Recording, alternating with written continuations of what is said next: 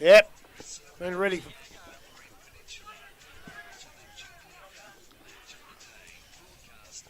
Well, he got a kick. Wasn't a good one, but he got one.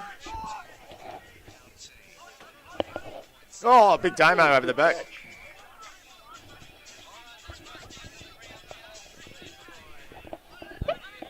Good afternoon, everybody, and welcome to Galvin Park at Werribee, GDFL match of the day, Werribee Centrals versus Bannockburn. And if we were playing this game 20-odd years ago, it would have been one of the great rivalries of the time when these two, I think, played for something like 5 successive grand finals or something. Richard, grubby occasions, you'd remember that era. Yes, I do remember that era. I was president for 2 years. We lost them 2. They gave me the arse and we won the next 3. So that's magnificent. We are at Werribee, but we're actually, due to sponsors' commitments, we're at Symal Oval. Symal Oval, right. Yes, that's a very good point. Galvin Park, Duck Pond, whatever you want to call it. It's got many other names. Now, I promised you a special guest today, right?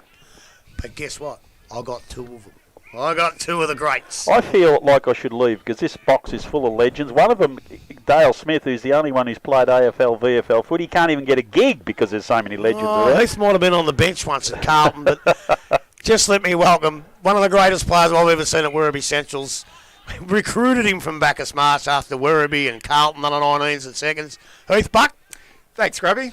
Great to be here, mate. Good on you, mate, who is actually assistant coach at the moment. And the other fella is the co-coach of the Bannockburn footy, so one of the greats of GDFL footy, and all these people who will be listening to me out there in Geelong, they'll know how good he was, but it's the great Ronnie Pilgrim. Thanks, mate, for coming in. G'day, Grub. How are you, mate? Good All right. Now, let's start with you, Ronnie. You're going pretty well. I watched you against Inverleigh. Almost took the chocolates. You should have beat West. I don't know how in the world you ever lost that at the night game, and that was round 1. And, oh, no. Oh, sorry. Mick Foster. Now, I had to call in Mick Foster. Too early for the interview? Just a fraction. About 5 o'clock, mate. Another legend. But, yeah, and I watched it. But the Inverleigh game, you were fantastic. You were very unlucky to lose. You're going along all right, but you did tell me you're looking at the kids to play, and you've come through with your promise. They're all playing. No, 100%, mate. I mean, our under-19s were pretty successful last year, and, you know, they're always the future of any club, and you know, we've had 5 or 6 play this year, and 4 have been in the side regularly. So, you know, any footy club need young kids coming through, or you're not going to be successful. So that's the plan. Well, I watched the under-18s out here today. When we got here, I think Werribee Centrals were no goal 7, so Bannockburn about 4 something. But I watched it from about halfway through the third quarter till the end. It was a terrific game. Like, Werribee got up 1, but that don't matter. I said to Bobby Chamberlain, don't worry about up there. Have a look out here. It was a real good thing to watch. And you blokes have got a good under-18 side too, Bucky. Yeah, it's great to hear Ronnie say that about the young guys coming through. And part of my job here is to try and facilitate that pathway with our youngsters. And we talk about the strength of a football club, and it is keeping the young guys at the football club. And we've got a really, really strong group coming through, Grub. Not just talent-wise, but just great kids, really strong kids. You're going to see a couple play today in the seniors, which is great. Kai Gomez, who's played 2 games. Max Murdoch played 4 at the start of the year. Give him an opportunity, send him back to the under-18s who are going really well. Haven't lost the game yet. And we'll see an under-16 player play his first game today, young Tyson Stevens, which is a big effort. Oh, terrific. A massive effort for a kid to come straight from the under-16s to play senior football. And that's the path we're on. You know, really putting a lot of life and a lot of effort, a lot of time into this group coming through. And also, you know, the group's coming through into the future as well. And, look, I know you, for one, will not use injuries as an excuse, but by crikeys, you know, 16 out of your best 22 not playing it. You take 16 out of, say, Inverleigh or Bannockburn and they probably don't make the finals. But I come to training on a Tuesday or a Thursday night, the buzz is still there. They still look like they're enjoying it. I think every team, when they are struggling talent-wise, Grub, will say the morale's good, but it is good. But look, the facts are we're going to have to recruit as well. So, you know, you bring the young kids through as well. But even with those guys coming back into the team, I still don't think we are a grand final team. I think we still have to recruit pretty heavily at the end of the year and bring some real talent and experience into this club to complement the young guys coming through. Because if we sit on our heels and don't do that, you know, injuries are always going to happen. And some of these injuries are injuries from last year. They're 12-month injuries, and there's no guarantee some of these blokes are going to come back anyway. So we need to plan really well for next year. but at the same time, they need to be ultra competitive while we are down at the moment. And look, today's a big day, and Ronnie knows the history between these two clubs. The last thing we want to do today is come out and not be competitive. Well, the last thing I want to do is have to produce the King of the Highway trophy to somebody. I hate doing that. But on the other side of the coin, even with those players back, you're saying that we probably wouldn't be a grand final side, but you blokes might be. I've seen you play against Inverleigh. You blokes would honestly believe that you could play in a grand final this year. Oh, mate, everyone wants to play in a grand final, but, with young kids, you will get them up one week and they'll be down the next. We think our best footy's good enough, but you've got to be able to play that consistently. In the 2 games we lost, we gave starts to Inverleigh and we got back into the game. I think that took its toll in the end. So I think we're a chance, but you've got to be playing your best footy at the right time. And as Bucky can attest, being there and doing it, that everything's got to go right. And with young kids, they can be up and down. But no, we think we're in the mix. Yeah, well, that was like that day at Inverleigh. That was probably nearly your best footy. The night game that I came and saw, like you had the wind in the last quarter, you're a couple up, and you kick 5 straight points, and probably kick yourself out of it. So it might have only been one loss, but but come finals on the St Albans, what's your side like for St Albans? Can you handle it? Well, that's what we're building towards, obviously with youth as well, and everyone knows that when you get to St Albans, it's a different ball game. It's a big ground. And we think we're pretty fit and we're youthful, and our brand of footy is we're actually training to get there and to cause some havoc in there. So, we think if we can get there and we can try and finish in the top 3, we're a chance. Well, that's what you have to do too. So now the next question is, and either of you can answer it: who was the best footballer out of used to? Oh, I think Bucky was. Look, I just remember Grub 1997 grand final, and we went in. I'd say we went in red hot favourites that day, Ronnie, and I just remember standing at the other end of the ground and seeing Ronnie Pilgrim just turn the game on its head in that first quarter, and that actually memory sticks with me. It still does. Look, it really doesn't matter. It's look, I know it's an old cliche, Ronnie, but it all comes down to team success. It doesn't matter how good you are as an individual. I mean, my fondest memories at this football club is all around team success. I mean, I played at Bacchus Marsh for 10 years. Individually, it was fine, but other than playing there, I don't have a real connection with the club because there was never anything really to draw me back there other than just being a past player. But I come back here just because of that bond, that team success. And I say to the boys, one thing I don't do, Grub, while I'm here is talk about the past. Because I think there's an element of luck as well, Ronnie. 100%, mate. I call that period from 97 right the way through to 2004 when Gillo was coach. That was just a perfect storm. Just a great group of young blokes coming through. Calvert, Luddick, Foley, all local kids. Yeah. And then just being able to get, obviously myself and Frogger, Sean Stewart, Andrew Howlett coming in. I mean, it was just a marvellous time to be at the football club. Very lucky to have those guys here, but we did play with passion, and we played pretty hard off the field as well, Ronnie. Mate. And that's what it was like. You played really hard off the field, but played bloody hard on it. Well, that's right. And I know you don't like the past, but your record, as you read through it, looks squeaky clean. But what about can you tell us a bit about the day you jumped the fence grand final day, and even though you were playing, you still jumped the fence? Well, what did you do, sell your ticket? No, that was Roland Beck. And he was the only one who didn't get caught. And we were very reluctant to do it, Robbie, but we won't go there. Yeah, that was... You could have busted your ankle in the grand final day. Actually, it wasn't grand final day. I think it might have been one of the finals leading up to the grand final. But, yeah, we won't go there, Grub.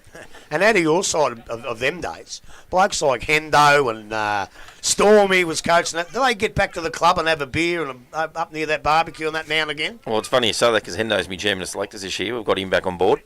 But Stormy's sort of involved with North Shore, his old club, where his brother's coach. Oh, I knew that, yeah. But no, they get there as often as they can. Gripper and those guys, they're always coming out for a beer and having a look. And past players' day, like today for Werribee, they're great days and they'll all get back there for that. It's always better for it, isn't it? You got a couple of questions there, Rob? I do. Heath, you're talking about recruiting, and you're in a very interesting position here. You've got massive numbers of people live around here, but the downside is the trip to Geelong. You see it as a lot of the clubs see it as a positive, but when you're recruiting, is it a good thing or a difficulty for you? It's definitely a challenge, Rob. I personally, I love the competition, and when you're bringing, I mean, we're not a district of Geelong. It's Geelong and District Football League, but Werribee's not a district. So trying to get players to come to this football club and sell them the fact that they've got to travel to Geelong or out to Bannockburn or Inverleigh every second week is a bit of a challenge. And it's also a challenge not only for future recruits, but it's also a challenge for your juniors coming through as well, because our juniors, other than the under-18s, are in the Western Region Football League. And we lose a lot of those juniors because they go to Werribee districts because they want to stay local. So it is a challenge, but I try and sell it because it's a fabulous football league. It's tough, it's strong, the standard's pretty good, and you can build a really, really good culture at a football club based just on the league itself. So that's my selling point. I'm sure we'll get there. I mean, Ronnie knows trying to recruit players to your football club, particularly when you're out in Bannockburn, is really difficult. But it's happened in the past. Players will come to your football club, but as you mentioned, there's so many clubs around this area now. When I was coming through, it was only Grub, Werribee, Centrals, possibly Wyndham Vale, Glen Orden, and this was really the club.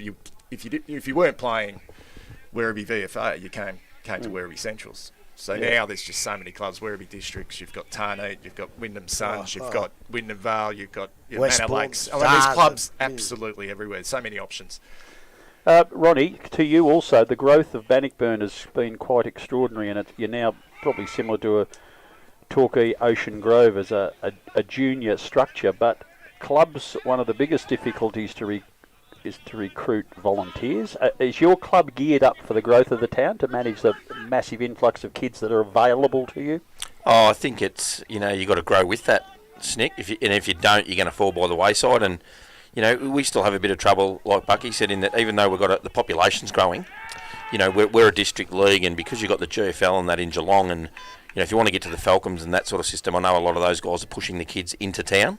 So we do fight with that a bit. So what we try and do at Bannockburn is create good coaches, good culture, and play a good standard of footy. So, our under-16s this year are in Division 1, and I think that's where you've got to start. And if you can keep your junior sides in the higher divisions, that'll stop that nucleus of guys going into town to try and play Falcons footy. And then your interesting point about connection to the club, you've got a 16-year-old playing today. Heath, Inverleigh are also debuting a 16-year-old in their side today. And once you get that connection to the senior group, it sort of brings all the other teammates with them to keep that club connection, because you both got pull from other clubs to keep or to take your kids away. So you've got to have a connection, don't you, with the senior group? And you'd love to give them all the game. Every kid in the under-18s get an opportunity to play senior football, but that's not the case. But I suppose if you pick the real talented ones, the ones who work really hard for a start, and give them an opportunity, they come into a really strong culture. And that's what we're trying to build here. They see what it's like. You don't necessarily ask them to stay. You challenge them, say, go back to the under-18s, enjoy your time there, but the opportunities will come. And I think if we're able to do that, as Ronnie said before, just build the culture. If your club's got a poor culture and not a winning culture, you need to have a winning culture, then you're going to lose them. You're going to lose them to other comps. And that's one thing with us at the moment. We haven't won a premiership since 2004. I think we've won one final since 2010. And this is a club based on a winning culture. And we've sort of lost that a little bit. And it's now time to start building that again. But it's going to be a bit of a process because it doesn't come easy. You've got to, build the juniors, but also get the right recruits into your football club, the ones who want to actually come here and build something as well. Ronnie, we want to talk about your co-coach. I haven't seen a lot of him, but every time I've seen him, he's a very impressive, very classy fella. Talking to him, I don't see him as an instinctive coach, but you together looks like a really good combination. Has he personally revitalised your interest in the game, mentoring him through this? Oh, mate, without a shadow of a doubt. And, everyone thought Jack was a bit of an introvert, and he is, and he's a very modest individual who's been a sensational player for the club at such a young age. And, mate, I just see him, he's going on in leaps and bounds as a coach, and he's the man at the club. There's no doubt about that. And I'm there just for a bit of guidance and to support him and get a little bit of direction. But, mate, he's outstanding, and he is a good coach, but he's going to be a great coach. Is it made you change your interest in the game to support him, or are you just happy saying, well, I'm Ronnie Pilgrim, take me as I am? Or have you sort of got more excited yourself about what's going on around the place? Oh, I definitely get excited. I think, as Bucky could attest, when you get back involved in footy clubs and, you talk about a community-based thing, it's the excitement and the youth that, so they challenge you a bit, and it's great. And as Bucky said, you can't talk about the past too much. You can have a bit of fun with the boys, but no, it's definitely reinvigorated me. I mean, I love footy, and I've always been around the club, but it's, to me, footy's still footy. The thing that, that changes is the way you train and the way you play and the way you recover. And obviously with Jack and the more modernisation of that, it's taught me a few things, with the modern game. But, definitely I'm as keen as buggery to make sure not only Jack succeeds, but the club as well. Now, another question that people of our vintage always ask, when you look at the modern game and you remember those great eras and you played in them, the game of footy, is it as good now as it was then? Go back to those 5. I think it's different footy. I honestly think our era was a bloody good era of footy. And I think because we're both involved now, I mean, you can never compare eras because they're different, but we both had some ripping players, and I think we'd go all right today, to be perfectly honest. So you reckon the Bannockburn side that'll run out today would beat that side with Buck, Howlett, all there's that many good ones? Not at all. No chance in the world. Not a chance in the world. Look, it was definitely better in the past. No, look, I agree with Ronnie. It's impossible to compare. It's just different, And Ronnie spoke about the modernisation of the game. We've got a really young coach, Reece Prismal, as well, first-year senior coach, who just brings so much knowledge to the game, that knowledge that I don't have, in regards to the modern game. The way the guys prepare, train, recover, as Ronnie said. The new strategies, the way you play. So it's just a lot different. It is. We played with passion. Pure passion. You just went out there and it was just hard, tough football. And guys were skillful, don't get me wrong, and talented, but there wasn't really a lot about gameplay. I know, 100%. Ronnie, if there was a match-up, like you'd send someone, it was man-on-man football and that was about it. Yeah, 100%, mate. You didn't particularly go out with a game plan to win a grand final. It was just about, who would play better football on the day. Yeah, that's the part I miss most, is the genuine one-on-one clashes that get lost when there's so many people around the ball all the time. And you kick it forward and there's no one to kick it to because they're all down the other end. And some of my fondest memories of playing against, Bannockburn in those grand finals and having that same matchup every grand final was Steve Delahunt, who used to torture me. He tortured me in 97. I got him again a couple of years later, but just so hard to play on. Every time I'll be concentrating on, I just knew Steve Delahunt was going to come to me. And Ronnie would know himself. He knew that someone would go to him. It's always one-on-one, always one-on-one. Just on the coaching thing, Reece Prismal looked like he was more prepared than Jack Broman was. So is your role... does he invite you in to assist, or do you feel you just occasionally need to wander in and give him advice? Pretty much hands-on at the start with myself. I've been here for 6 months now, and I probably address the group quite a bit and train the group quite a bit. So it was almost like a co-coach sort of arrangement. But now, it's funny you sort of say it, now I'm taking that step back and letting Reece take over, and I'm seeing that real growth with him. I'm more than confident he's going to be a super football coach. But the challenge with any coach and any football club is getting more players into the club, and the recruiting becomes a part of that as well. So that will be a challenge for him moving forward. But as far as the way he speaks to the group, he's very calm, he's very measured. He's learning that balance of when to be really hard on them and speak to them really sternly and put them on. Because that's another challenge of the modern coach as well. There's no more sort of ranting and raving and screaming and shouting, Ronnie. 100%. It just doesn't work anymore. Yeah. Guys go into their shell. Let me say this. I want to go back to the other point. We're talking about the 2000 one. How would your mob have gone against these blokes over here who played in the 82 grand final? King Billy Hudson, Tommy Curtin, Sadie O'Brien, Mick Foster, and possibly the greatest player that's ever played at Werribee Centrals in Gary Vaughan. His blokes wouldn't have had a bloke to stop Gary Vaughan. I thought you said I was the best player there. Third. Okay. I got Festuca in front of you. Look, they probably would have belted the crap out of us. He would have had 8 left, I reckon, by half time. We might have just got him in the front half. But, look, who knows? I've got a young son coming back today, Chad, after ACL, which is, I'm pretty bloody nervous about that. But I often tell him about the past. I mean, I don't talk to this group about the past, but obviously Chad's very interested in it, and I often tell him I would have loved to have played on him. I think it would have been a good matchup. He's pretty close checking. You'd have kicked 8. Yeah, possibly. Rob, we've got to get rid of these blokes. They've got things to do. Yeah, all right. I was just going to ask one quick question. You probably already Thought answered. you Is might. the rest of your year about just developing kids so your list starts next year better? Oh, definitely, and that's a process within itself because the under-18s are flying. They're 9 and zip. They're going really well. So we've got to balance that up. We'll play some kids. We'll send them back. Play some more kids. Send them back, and put a lot of time into the guys. We don't want to disregard the guys who are filling it at the moment, who would probably be playing out here today in the reserves, who are doing a tremendous job holding us up at the moment.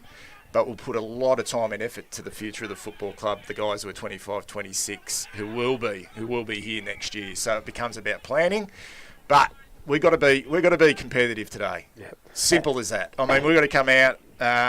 We're not even thinking about winning at the moment. We're just thinking about being ultra competitive and making it very hard for Ronnie's mob to have an easy win. And Ronnie, last question for you. Is your club's expectations any different after round 7 than they were at the start of the season? No, not at all, Snick. I mean, anything with football these days is planned, so there's no wishy-washy, you have a view this point and then halfway through the year change your point. Everything we do, and I think all footy clubs are the same, is structured. You always want to play finals footy, and that's the goal. And then once you get there, you might reassess. But no, mate, we haven't changed our view on where we want to be or what we want to do. It's been the same since pre-season. And I think every club's the same. They want to play finals, and then, as Bucky said, they've got a lot of injuries, and you need a lot of luck to get there at the end. And so all the planning can go out the window if you don't get a bit of luck. So no, I think our views are still the same as the beginning, mate. Excellent, gentlemen. Thank you so much. It is an absolute delight to have had quality in the box as it is. Jack Broman's just whistling to his co-coach. Steelo, we'll go back into the studio mate. for you for a few luck, message breaks, and we'll come back and preview round 8 of the GDFL. Thanks, boys.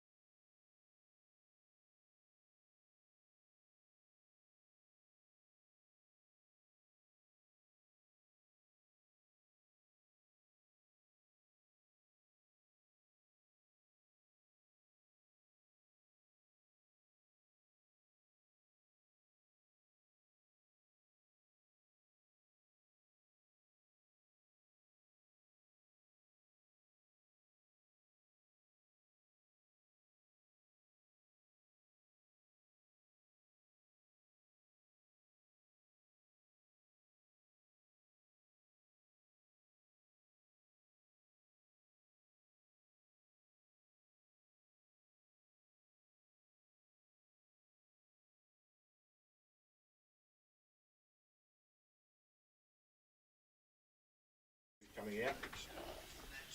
Jack Stevenson is out. No, sorry, Jack Henderson is out. I think. I just heard Jack say he's in the toilet spilling throwing up. Oh, no. Welcome back to Symal Oval at Galvin Park at Werribee. GDFL match of the day, Werribee Centrals versus Bannockburn. Just to update, currently with 15 minutes into the final quarter in the reserve grade game, Bannockburn 18-15, 123, lead Centurions 6-3, 39. We've probably got about 5 minutes or so left. Dale, I'll just be careful to ask you questions in between mouthfuls because we've just been delivered. I've heard a lot of commentary boxes talking about food being delivered to the box, but we've literally just had some sausages in bread delivered to the box, and it's very, very timely. Those two gentlemen that just been in here, I don't know how much you saw of them playing in your time. I imagine a fair bit. They live up to expectations of legendary status? Absolutely. Yeah, no, you don't get much. When you talk footy clubs and the people involved in them, you don't get too many people that don't speak about Bannockburn and Ronnie Pilgrim and obviously Heath Buck up this way. So they are very good. Well, they've been very good people around footy clubs, and they couldn't get two better blokes to be back assisting some younger players that are trying to put their foot forward in coaching as well, Rob. So, as I said, I spoke to Ronnie before the game and just said to him, how did he find adapting from when he's been out of it for a fairly long time now, and Bucky probably the same. When you come back into this sort of stuff, it's just getting yourself updated with what the current procedures are. They spoke about recovery, they spoke about training, they spoke about different things. And having said that, I spoke to Mark McDowell probably a month or so ago, and he couldn't believe the amount of time that he actually sat and put into football. And once COVID hit, he couldn't believe the amount of free time that he actually had because he was out of it. And he now says that he couldn't find himself going back into that level of football again because it'd be just too much for him, he reckons. So, again, it's one of those things. As I said, they're both taking a backward seat and assisting players or junior coaches that want to take the game on and learn themselves, but they're always there to step in if something needs to be done. So they're good people to have. We've got a couple of 16-year-olds debuting in the competition today. One, as I said, Cam Basul, who we spoke to on the radio this morning. It's like talking to a 30-year-old. He's really got himself together. He knows his footy. He's excited about the opportunity. It was quite impressive, and it sounds like this particular situation is the same here with the young fella that Werribee have found in their under-16s and brought him up today. You've coached, so how tough is that decision to pull someone out of, in the club, but out of your playing environment to give them a chance? Well, as I said, that's what the clubs aim for, I suppose, is to bring the kids along if they're up to playing senior football. You've also got to be very careful. It doesn't matter sort of what level of footy you're playing at. You've just got to be careful to be able to manage them and bring them in so that they can actually feel like they're part of the side, and then obviously feel that they're comfortable playing in that environment as well. Now, there'll be some that are not in that brigade, but there's others that can step right up and look right at home. I know Bannockburn last year, I think they played Dan Giggs, who's young, he's a relation of his, what's his name, Elsingham? Now he was only 15 or 16 last year, wasn't he? So he played a couple of games for the Bannockburn last year, so whether he's still around the club and playing junior footy, I'm not too sure. But, as I said, you've got to pick your mark with them, I think, and today's obviously a perfect opportunity for them to do that. And the situation with Inverleigh, they're playing Corio, so I guess it's a bit easier on the kid, particularly in this day and age where Corio are definitely a ball-playing team, so he's not going to be in a dangerous environment, but it sounds like he's a strong-bodied young kid anyway and should be able to handle it all right. Well, again, that's the same thing, Rob. They would have said that this is a game that they can now take. In the old days, you probably wouldn't have considered playing against Corio, but the fact is they're a ball-playing club now. They're doing about things the right way, and he'll be accepted into this seniors football. That he's a quality kid, so he can play senior football, and the blokes around him will make sure he's looked after and get involved in the game anyway. So they have lost a lot of experience, and I think there was I spoke to Shane Grundle yesterday, and there was quite a few senior players out of their senior side, and there's more again this week. So perfect opportunity. You're playing one of the sides that will give you a contest, and hopefully they'll win Inverleigh. Yep. Would think they would win, but again, you just don't know. So yeah, no, it's a good chance, and they've got, well, this Bannockburn side I was just looking at today, there's a sameness about it. We were here for a corresponding Werribee Bannockburn game last year, and I would reckon there was probably 16 or 17 of Bannockburn players at least that are back here today. I counted 10 from the Werribee side last year that I recognise that are here today, and a few of them have only just come back. So they really have been pushing uphill lately, Grubby. They have, and I'll tell you one bloke who's just come back, out there in the red boots, the orange boots there. Who's him? He's the bloke that cost us 3 hours last year by getting pole axe and breaking his leg and everything. I reckon that's his first game back today. I think it's him. I'll remember his name when I look down the list. Skinner. That's right. Yeah. But now looking at him, I'm not sure it is him. I thought it was from a distance, but I don't think it is. Yeah, I remember that, Dave. I know he's training and he's not far away, so that's a good thing. But yeah, look, there might be 10. I didn't think there'd even be 10 that played last year. But I can't believe you asked me a question when I was just about to eat this fine sausage. And if you listen on the radio there, Barney, where's the bloody sauce? The lack of sauce has been mentioned, but we are still very grateful to the barbecue operators here at Werribee Centrals. Righto, Dale, while you've finished your sausage, Grubby's starting, so you can have first crack.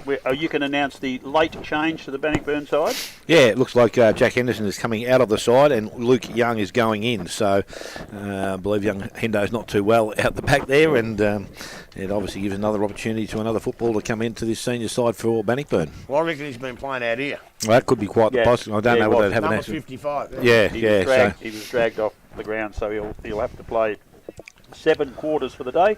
Not a very happy hunting ground for young Jack Henderson. He got clobbered here last year and got carried off on a stretcher. Yeah. If you remember rightly. Luckily, only bruised shoulders, but we all thought he could have been in trouble.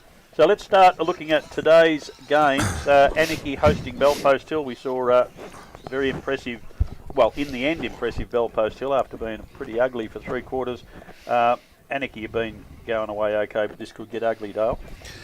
Yes, I think it's quite on the cards. But again, it's a bit like what Bucky said before. You know, it's about being competitive. You go out there with games that you think you can possibly win.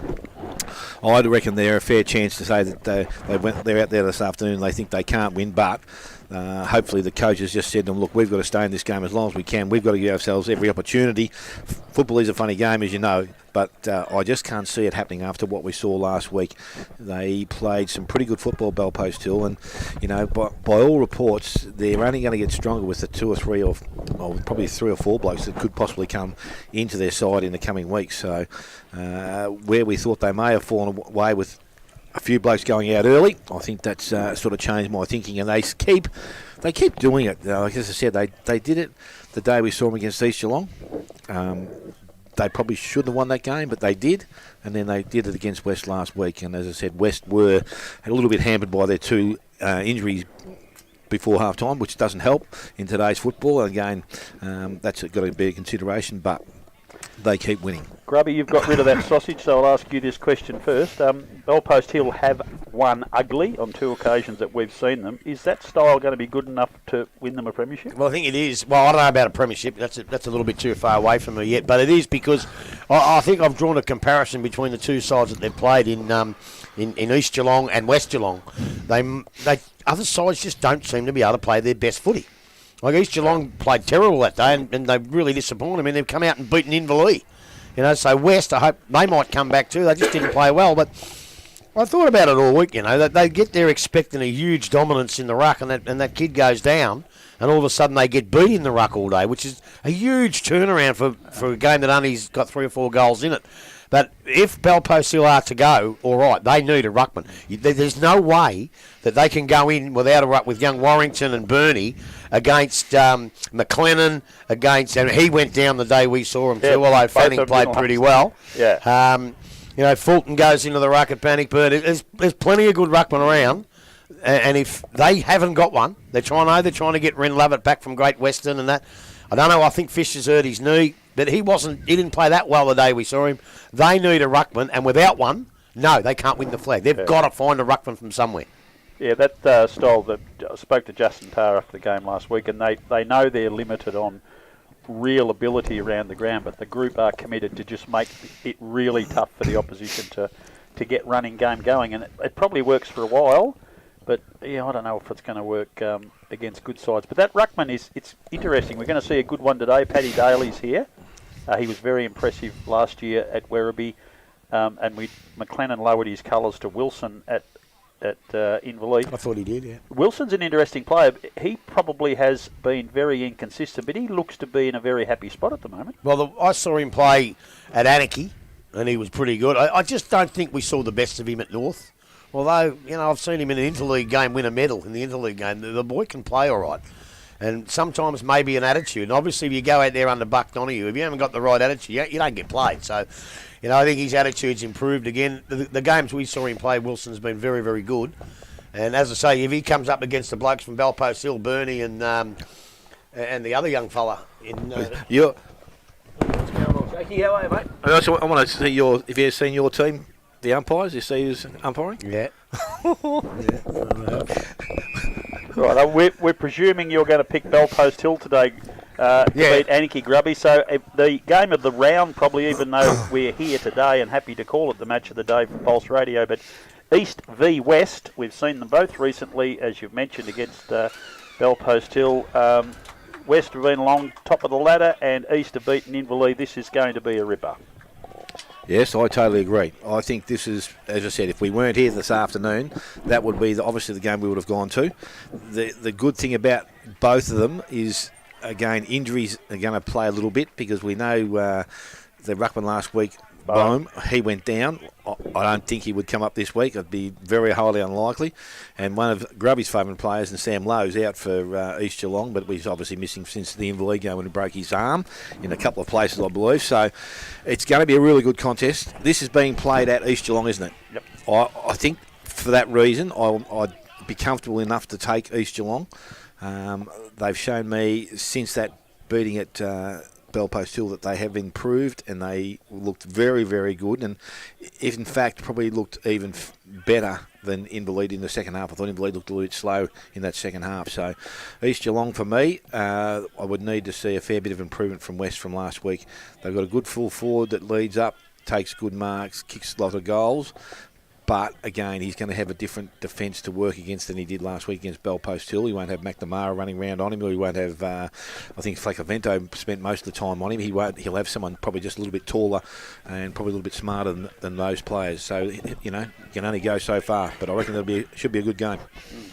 Yeah, look, I agree. I agree. West were disappointing last week, but as I said before, East were disappointing against Belpost Hill as well. I think we need to see East go better and play better, because they go from 6-0, they could go to 6-3 or 4 if they're not too careful with the good sides they've got playing. So I really want to see them get better. I don't know if that bloke that got injured, Bohm, I don't know if he's playing. Yeah, I didn't see the It looked like he's done a hamstring, so I doubt it. So you wouldn't think he'd be playing, and they didn't seem to have a backup that day. But now they've got obviously all week to find one. Come out of the seconds maybe, and hopefully he can play a bit, because McLennan was the team of the year ruckman last year, and if he doesn't play well, Fanning can play pretty good footy too. So look, I'm going to go for East, but I just really hope West show us that they're a pretty good side. Another really good game. I reckon two sides very much alike. Winchelsea have definitely improved a lot, and Belmont Lions have had a rough start to the year, but their good games have been okay, evenly matched. How do you see it at Winch? At Winch, I'm going for them, but I tell you what, I did have an argument with you early in the year when you said Winch couldn't make finals, and then I started to agree with you. But I tell you what, they probably fall a little bit short, but if they keep improving, they're going to prove me right. They're going to go close. I think they'll finish 7th or 6th. I think, and the way they're going, they just seem to be improving every week. Their seconds today, they beat Belmont by about 14 or 15 goals. And you wonder how I know that. So I just do, so don't ask me why. Thanks to Brian Coughlin for texting me that. Chuckling. So, they're improving every week. As I said earlier in the year, they had a lot of new players. Hopefully those blokes that, I don't know if they've got anybody from that other mob they used to get them from. They have to keep all their players. They have to improve. I think they will. They'll win today, and don't write them off for giving them, even at least shaping the finals. Yeah. And before you go on, I do want to say, I've got to send out a cheerio to Lucy Harrison. Lucy Harrison's been helping me with my financial dealings with me Nana's house, and she's just a beautiful lady and has helped me very, very much. So, Lucy, if you're listening, which I text you the radio station number, so I hope you are listening, but thanks very much. You're a lovely, lovely lady. Does she work for a company that needs a plug as well? Well, I'm not quite sure I should do that because we're sponsored by Morris Finance. Let's not do that then. So I'm just being a bit careful. That is a fair call. Dale, Winch, Belmont. Yeah, no, I think Winch. As I said, again, I don't, on a Friday, I'm pretty occupied now. I don't get a chance to look at footy teams and go on to computers. Is it in the paper again now, was it, or not? Are they back in the paper? Not sure. Haven't bought it. So, as I said, and half the time the Geelong Advertiser doesn't get delivered anyway around Bannockburn. So, well, speaking of the Geelong Advertiser, you're not very happy with them, they tell me. What was that? Well, I don't know. I just heard a rumour that you're not very happy with the Geelong Addy. No, happy. Right? Love the Geelong Addy, yeah. I thought maybe they said a few things wrong about a certain politician that you weren't happy about. Is that right or not? Don't think Libby so. Coker? I don't think so, Richard. No, what are you bullshit, going? Tell what the are you going on truth. about? Tell the truth. I don't need to tell the truth. No, I've got a very happy relationship with the Geelong Advertiser. all right. And I'll be getting up early tomorrow morning to write some articles for them. I heard different, that's all. I'm going to pick Winch at home. I think they have improved. They will continue to improve, and they are starting to get some players back into that side, so they'll be too strong for the Belmont Lions. Okay, North Geelong v Thompson. North Geelong have been struggling with injuries, illnesses, all sorts of things. Thompson are looking like a side that might play finals. Well, I tell you how I know that. Because nowadays Johnny Mitchell's pretty much we were too soft. We were this, we were that. He was absolutely devastated that they lost that game last week, which shows he's still got a bit of spark about the Thompson Footy Club. And he never said, we should have won or whatever. He said they'd run out of gas a little bit, but he thought their performance last week was really good. And out there, it has to be really good. So, look, they'll win today, but North Geelong, they're struggling. So are 4 or 5 other clubs, which probably doesn't give anybody the right to get on a Friday radio station and bag the crap out of it and say that they're not trying. And that really makes me angry. I said it this morning on hashtag, but you can't say people aren't trying, because every time I've ever seen anybody run out on the ground, they're bloody well trying. Yeah, I would have thought so. Not quite sure who you're referring to, but slap to whoever they are. Well, put it this way, if he came in here, he'd be easily the fattest bloke in the box. Okay. From North Geelong. Work that one out. Fair effort with 3 bodies sitting here looking like they are. It makes it pretty tough. As I said, when you cop injuries, you've got all this stuff going on. You've got players that have left the club, and some of their talent has left the club. So they are struggling. As Hab said the other week, the good thing is they're starting to improve with juniors coming through, but I can't see them getting anywhere near the Thompson side this afternoon. Right, I presume you're both going to go for Inverleigh. Quickly, one word, who's going to win this game? I'm going to take Bannockburn. And Steelo will go back to the studio for you for our first quarter intro when we'll be back in the action. What about me? Grubby's going to take Werribee. Oh, Grubby's going to take Werribee. Steelo, you there? We've got to do our little sponsors intro because we're about to bounce the ball. Are you there, Steelo?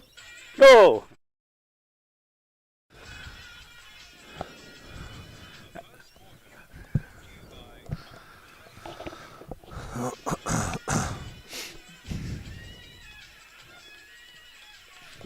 Who's going to win, Grubby?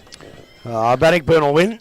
As Heath said, hopefully they're a little bit competitive and hope it's not a landslide, but I do have to say the umpires today are Nicholas Clark, Jay Enor, and the great Mark Nolan. I thought it might have been his son, Mark Nolan Jr., but it's not. No. Hey, it might be my birthday tomorrow. I'm 60. This bloke's not far behind me, old Nolan. Don't worry about that. Well, one of them's got the ball in his hand. That's Mark Nolan. Dale Smith, get us going. Werribee Centrals versus Bannockburn. Righto, the umpire with the ball. We said it's about to start, and he's going to be throwing it up. He's not going to be bouncing. The ball's in the air. Daly gets the ball at the back, goes towards Crennan, runs and leads under it. Middleton's right behind. Interception now is by Middleton. Picks the ball up, gets boot. The ball goes into their forward line very quickly. Coming out, Kunchka. He takes the ball. Handball goes back. I'm going to try it today, Grubby. He's not going to get what he had last time. Ball in. Daly going back, takes the mark, and will settle things down for the Werribee side. He goes by hand out the back, and they run the ball from the half-back line. Goes out to the far side, centre wing. I'm not too sure there's out there either. Grub, do you know who that is? I can't see. I've got my binoculars. Yeah, better get the binoculars on. Now, there's been a free kick and or no. I think it's going to be a ball up. Umpire is coming in. Looks like he's going to take possession of the ball. Looks like Stevens, it might be. Oh, Is that's it? a new kid, yeah, the 16-year-old. So is that Stevens? Yep. So the ball thrown up by the umpire far side. Ruckman go at it. The ball comes out. Stevens goes at it, collects the ball. Did that nicely. And on the left boot goes towards the half-forward line. Out the back as well. Read by Spiller. Can't take the mark. Ball comes to ground. Measures is there. Robinson also. Spiller picks it up. Got the handball away. Over the top to Jervis. And Jervis from centre wing delivers the ball low and flat. But they didn't have the carry on it. Mark has been taken out there. Handball goes away very quickly. And again, they run the ball through the middle. That's Paddy Gage, I think his name is. And the ball now into their forward line. That's a good bit of movement. Ball gets out the back. Running onto it is Patterson. Picks the ball up. Has a little bit of time. Well, actually couldn't pick the ball up. And the ball goes over the boundary line. Going to be a throw in forward pocket area for the Werribee Central side. That's his first game back, young Jesse Patterson. So this is the one that you said had the hamstring issues, doesn't he? Yeah, he should have. Normally he'd have picked that up and kicked the goal. So let's hope he gets through the game. That's the first thing he needs to do. So ball thrown back in, goes to Richie. Richie gets the handball away, and Middleton from that position kicks the ball back inside. Mark is going to be taken, and it's going to be through Prismal, was it? He's number 12. He said number 2 on the record. He's gone back towards goal, and I think that has been through for a goal. Yeah. It will be. It will be the first of the afternoon, and Reece Prismal has the first, and he has got them on the board. One straight goal. They lead Bannockburn, who are yet to score. Yeah, there is no Prismal, no number 12 in there, but it looked like Prismal to me. Yeah, it must have been. He's a left footer. Kicked like him. Yeah, it did, which is a really good kick for goal too, and he has been that for his entire career. And look, they're showing a little bit there. Obviously, they've got a bit of respect for Paddy Daly. Fulton's been playing up forward, and they've thrown him straight into the ruck. So they obviously realise that young Paddy can ruck a little bit. But Fulton's usually the bogeyman, Fulton and Broman for Werribee Central. So hopefully he can negate him a little bit. So the 1-goal lead, the ball back in the middle to Werribee, and they get their hand on it through Daly. But coming through to pick up the ball is Middleton. Gets a hand pass out to Fulton. Fulton, a long hand pass. Ball finishes up with Jai Robinson. His little kick is intercepted on the way to Jack Broman. Doesn't quite get there. Bobbles out of the boundary line. And right in the middle of the interchange gates, we'll have a throw-in. We're about 3 minutes in to this first Common Nafeen Hotel first quarter. Big job for Blake Quarry, mate. Yeah, very much so. Well done to Fulton. Gets a double hand down, but Daly gets it. Hand passes out to Crennan. He can't get clear. Battaglia kicks off the ground for Bannockburn, but it's Crennan who's the first onto the ball, and that is a beautiful left foot kick into he was the middle onto it of the because ground. of that handball from Prismal. And playing on now, trying to get away is Patterson. Gets it across to a teammate there. Back to Patterson, but the ball's bobbled out, and Bannockburn have it again through Jervis. He kicks down the line and finds Broman. Broman kicks into the pocket looking for and finding on the lead. There is Kunchka, and he will mark forward pocket. Very tight angle. He's looking for options in the middle of the ground. There's a few of them running down. Fulton's running down. He's on space, and he's a delightful kick. Doesn't quite get intercepted. He takes the second grab, but it was touched in the meantime. He can't hold it. Battaglia is pushed out of the road. The other Battaglia, Tristan tries to get onto it, but bobbles out of his hand, and now over the boundary line. Boundary throw-in about 15 metres round from Bannockburn's goal. They're 1 goal behind, and we're 4.5 minutes into the Common Nafeen Hotel first quarter. I thought he got hands on. I thought it might have been a Fulton mark, actually. There might have been one hand in there between, I reckon, Grub, maybe just. Broman's trying to get a hand on the ball, does get a hand pass out to Battaglia, kicks off the ground, can't get it all the way forward. Desperate defence from Werribee, hand pass out that back, neat little kick, finds Wilson. Wilson hand passes across to a teammate, and coming out there, I think that's Patterson, kicks down the line, but into a nest of Bannockburn players, and taking the mark there is Bowden. Bowden looking for options, called to play on. Neat little pass, and he finds Broman on his own, just outside the 50-metre line. Broman plays on now, long drop punt into the hot spot, and coming across, can't try to take the mark there. Battaglia picks up, snaps over his shoulder, and that is a goal to Bannockburn. That's Tristan Battaglia, levels the scores up, And we're 5 minutes into the Common Nafeen Hotel first quarter. I can't understand it. Both times they've gone in from easy possessions with Jack Broman on his own. Don't they realise that he's the bloke that cuts them to pieces every single time they play? They have got to have someone on Broman across half forward. If he wants to get some kicks down half back, let him do whatever he wants. But you have to have someone on Broman near the forward line, or he's going to cut them to ribbons. Who's the matchup for him though? It's not Quarrier though, is it? Well, I don't know, but you just don't leave him on his own. If he beats him in the contest, great, but don't leave him on his bloody own. So back in the middle we go again. To Ruckman go at it. Gains to Miller, runs towards the ball. Robinson over the top. Players converge on top of him, and the umpire's going to come in and will take possession of it. So just outside that centre circle.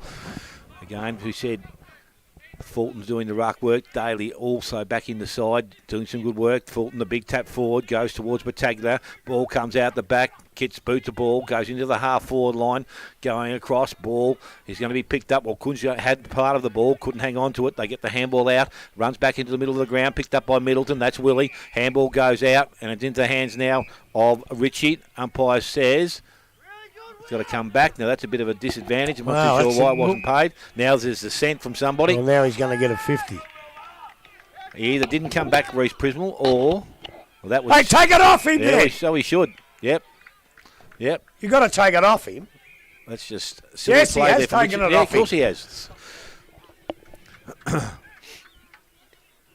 So Prismal now has had that decision reversed, and he has possession of the ball, goes over the top. Tyler Crennan runs through the middle, looks to go forward. Nice looking kick. Oh, that was he hands pushed in him the in the back. Umpire saw it, and that could be nearly and that's 50. And he's not going to pay the 50. He's going to pay the mark. It's going to come back, and free kick will go to Tommy Bath. Well, I got no problems with that. I actually called it before he even paid it. He had both hands in the back, and just give him a little shove. And that's one of my pet hates, using your hands. So Bath gives the handball off, and they run from defence. They bring the ball out wide, goes to Battaglia. This is Tristan. Lockie Battaglia, I should say. Lockie goes inside. Nice looking kick for Measures. Measures got the ball now. So he's just looking to steady things down. Bit of pressure from behind. They come up, and I think that was Yates that put a bit of pressure on, but they go back to Bowden. Bowden straight up the middle of the ground. It goes back towards Bath. So just outside defensive 50. Handball goes away to Richie. Richie gets the ball, goes out wide, and I'm not too sure what he was looking for, but it's Buck that's going across, and he will take the mark on the half-back line. Needs a haircut, Bucky. Not like his old man. No. Ball goes back towards centre wing. Richie's in front, up, and takes the mark. Solid. Looks a bit like Matty Tyquin, doesn't he? He does, too. yeah. Ball goes out wide to Jervis. Jervis will get the ball just inside the field of play. Has Robinson in support. Ooh. Handball wasn't good. Missed in. Went back Crennan. He picks the ball up. And again, that's through that young kid there in Stevens. Yes, gets the ball forward. But it's Bannockburn again through Spiller. On the half-back line, they come across the ground to lock Battaglia. Battaglia now off to Clifton. Clifton from the half-back line. Nice looking kick. Goes out wide. 10 yards! Is into the hands of Broman. Broman now swings, goes long towards the goal square. I'll tell you what, don't worry about touching it because it's going to go straight through the middle for a goal. Jackie Broman's got his first goal of the afternoon. And now the second for Bannockburn. They move to 2 straight. They lead Werribee on 1 straight goal. We have gone almost 9 minutes. Common Nafeen, first quarter scoreboard. Well, again, it's an easy 10-yard possession. He's miles behind him. Obviously, they've got Blakey Quarrier on him, but Blake Quarrier can't run with him, so they're going to have to find somebody else when he's in the forward line to stay on him. It's as simple as that because he had 3 possessions and hasn't even been touched. Grubby, are we still playing the 6-6-6 rule? Supposed to be. Well, they've got a loose man in defence, Werribee. No, well, don't tell anybody, you idiot. Well, they have. Anyway, back in the middle of the ground, ball's come forward. Werribee have it, long hand pass back, finds Koutsamanis. He kicks it out into open spaces on the wing. Jervis and Sutton there. Sutton taps it away, but 2 against 1. Bannockburn are going to win. Middleton hand passes across to Richie, who's been very impressive this year. Lovely little pass from him into the forward line. Over the back of the pack, the ball bobbles. Broman was somewhere near it, kicked away from him though, and Werribee's defence, it looks like Patterson is going to run onto the ball now for Werribee. Gets around his opponent. Neat little drop punt down the line, looking for Prismal. Punched away from him, and numbers for Bannockburn. Release the ball again. Clifton comes out with it, kicks it into the middle of the ground. Finds Middleton. He gets it across to Richie. Richie's little pass out to the half forward line, a very clever one to Jervis. Jervis hand passes over the pack to Osborne. Osborne kicks it goal and just away to the right. 1 point only. Bannockburn 2 goals, 1-13. Werribee 1 straight goal, 6. We are 10 minutes into the Common Naveen Hotel first quarter. I'm not sure they can afford the luxury of Yates at full forward either, to be quite honest. He would be a better option. He's on a full-back, centre-half back. Yep. Yes, he was very Where's impressive. Bowman? So he's out at centre-half forward. So Koutsamanis goes short. Mark has been taken out there. So Werribee, a little bit of ball management now. Crennan, I think it is again, has the ball, so he looks to go out wide, goes towards Jervis, and also his young teammate there in Stevens picks up there Jervis, looks to run, goes back inside, goes towards Cole. Contest was made, goes back inside to Richie once again, got his way through it into the hands of Middleton. That was Will, back towards a full forward position. Kunsta from behind, goes again. It's Crumb there, but it goes back into the hands of Koutsamanis. Now he goes out from the back pocket, a little short kick, wasn't the required distance, picked up by Quarrier, put under a little bit of pressure, got the handball outside, and again Crennan, he goes back into the middle of the ground, and taking the mark will be Cole of Bannockburn. So it'll turn round again. He goes across the ground, goes towards Bowden, bit too much weight on the ball, needs to get the handball away, was incorrect disposal, good tackle from behind, and Prismal has done that nicely. So Prismal now looks to go, plays on now and runs through the middle of the ground. Little short chip over the top, going towards Miller. He won't take the mark. Ball comes to ground. He's going to go back and collect it once again. Got the handball away. Players in support. And again, they need to. The ball is picked up and kicked forward there by Bowman. He goes towards the full forward position. Running onto the ball is going to be Sutton. He'll run to the goal square and he will kick the goal. 2 straight, Werribee. Bannockburn are 2-1 and 11 and a half minutes gone. Common Naveen first quarter scoreboard. Could be a little bit of trouble here. Bowman hurt his knee when he went down by the looks of it. Someone fell across his knee. But, look, they're being competitive. That was really good footy. I thought they may have got a free kick in there that was to Bowman, but got a little bit high early. But, geez, they ran on Sutton. Look, they're forward line with Bowman, Yates and Sutton. They've got some good players down there, but they just have to get it in there a lot. And they hope they're not robbing Peter to pay Paul with Yates down at full forward, like I said before. Back in the middle, 1 goal lead to the visitors, Bannockburn. Ball's thrown up. It's Daly. 1 point. At 1 point, sorry.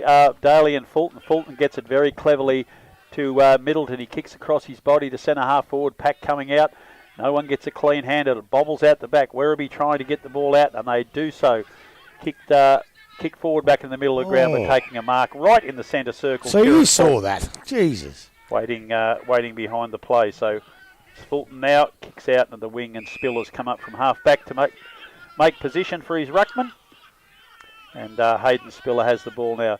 Plays on now. His kick has been smothered by Prismal. He's taps the ball cleverly to his advantage, but Spiller's come back, butted up. Measures gets the ball. He's tackled. Hand passes out to Peters. Miller's on it first for Werribee. Hand pass to Prismal. He goes in head first for the ball, grabs it, tackled, and the umpire says no prior opportunity. And we'll have a ball up on slightly forward of centre. Werribee in attack, 1 point down at the 13-minute mark of the first quarter. The Common Naveen Hotel first quarter here at Werribee. Miller and Fulton. Fulton gets it down towards Middleton. He kicks back, coming out, Wilson. taking the mark there is Wilson. Kicks it forward is Wilson for Werribee. Hands in the front is Bowman. He's recovered from that little kick in the shin. Great pass, and Bowman kicks forward looking for a lead. The umpire's blown a whistle. Free There's kick been a to hold. Advantage, goal. He's paid missed the it. advantage. Oh, no. He has missed it. Advantage was paid. I think it was Miller who had a shot for goal. No, young Stevens, I think it was. Oh, Stevens, he's missed. Never mind. 1 point only. So that levels the scores up. It's 13 apiece. And we are just on 14 minutes into the first quarter. So Bowden releases the ball out into the back pocket. Jervis has come up from the wing, takes the mark. Long kick from him, looking for Bowman, who's led up from half forward. He can't trap the ball. That's out of bounds. Half-back flank for Werribee. Game has started very, very tight. The ball's flying up and down the ground. It's actually quite good to watch. I'm very impressed with the quality and flow of the footy at this stage. Hope it can hold up all afternoon. Thrown back in, Cole and Sutton. Sutton gets it down. Coming through, tackle is Patterson. He didn't correctly dispose of the ball, and it looks like Cole for Bannockburn is going to take the kick. Plays on now. He's caught. Hand passes across to Robinson. Umpire said that hand pass wasn't correct, and it looks like Patterson for Werribee will take the free kick. Inside the centre square, plays on now, kicks out to a lead in the pocket, looking for Yates, but coming out in front of him, doing a very good job is Measures. Can't quite trap the ball. That's a neat little hand pass out, releases Jervis. Jervis finds Broman on his own again, half forward for Bannockburn. Drop punt into the forward pocket, looking for Fulton, who's gone forward for a rest, punched away from him. Out of bounds, about 30 metres round from Bannockburn's goal, scores a level. And we are 15 and a half minutes into the Common Nafeen Hotel first quarter.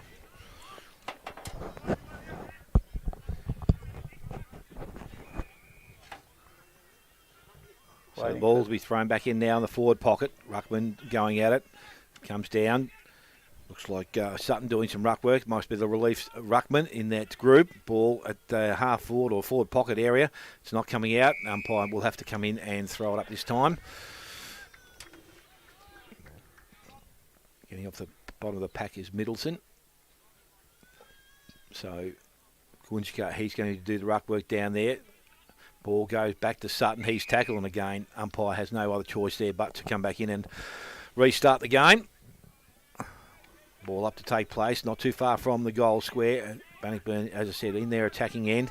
This time Sutton gets the ball out the back, runs towards Crennan. He can't pick the ball up yet. Now he does so. He's trying to get the handball out, picked up by Robinson. He also tries to get the handball out. A lot of players around the contest. The ball is not going to come out of there once again. Umpire again will come back in and he will ball it up. This time about the half forward line.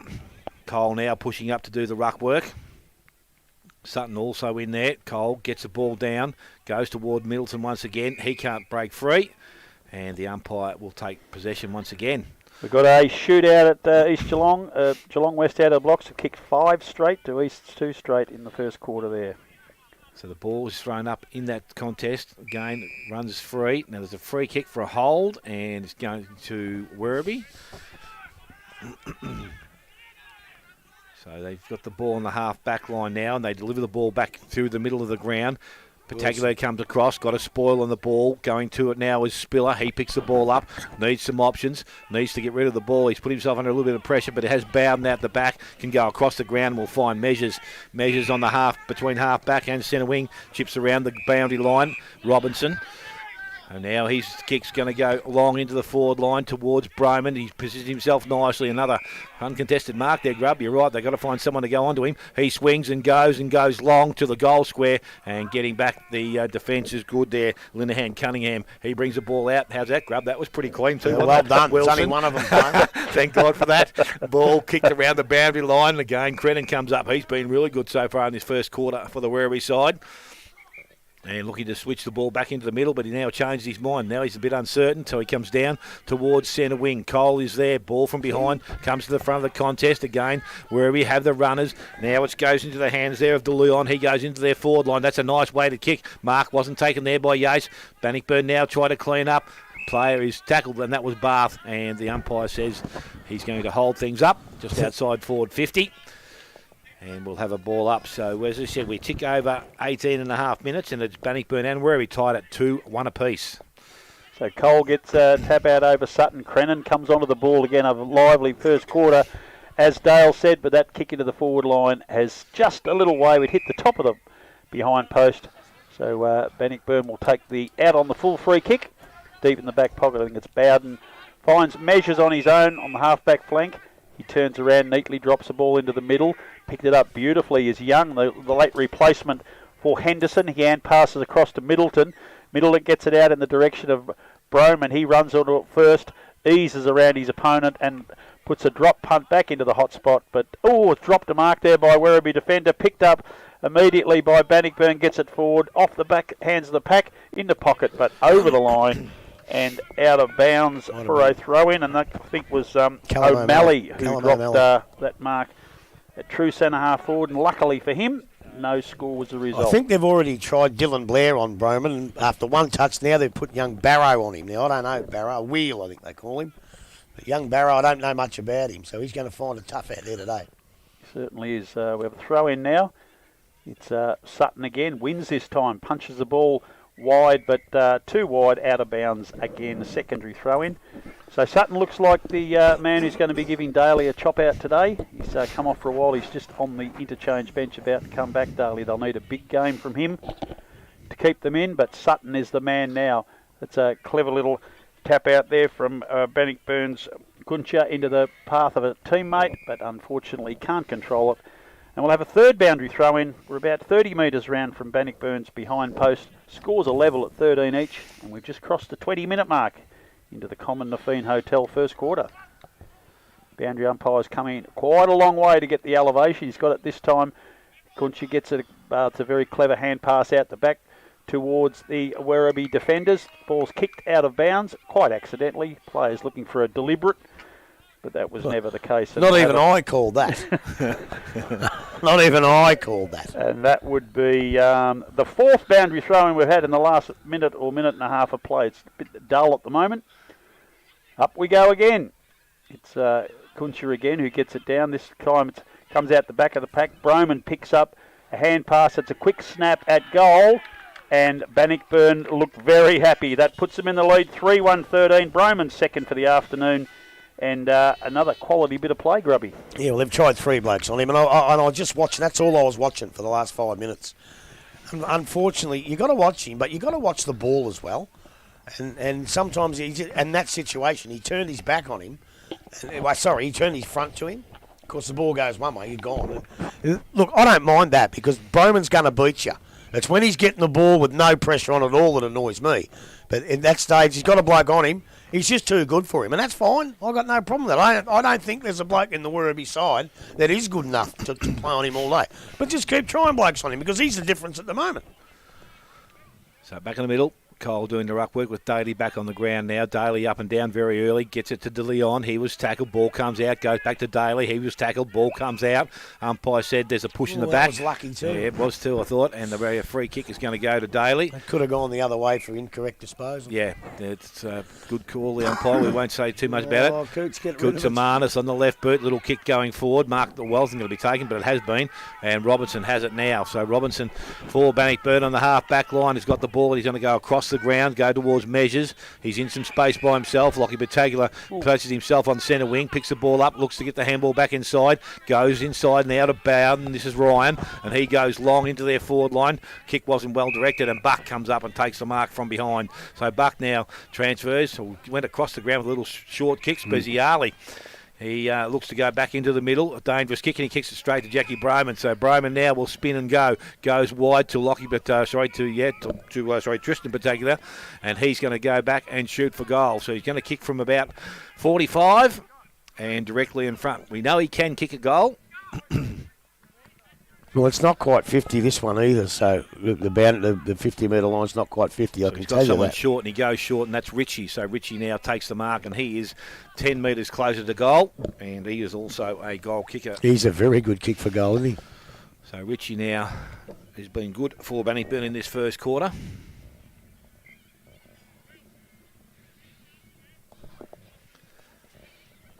He's going to kick from, as I said, probably 35 to 40 metres out. Pretty close to directly in front.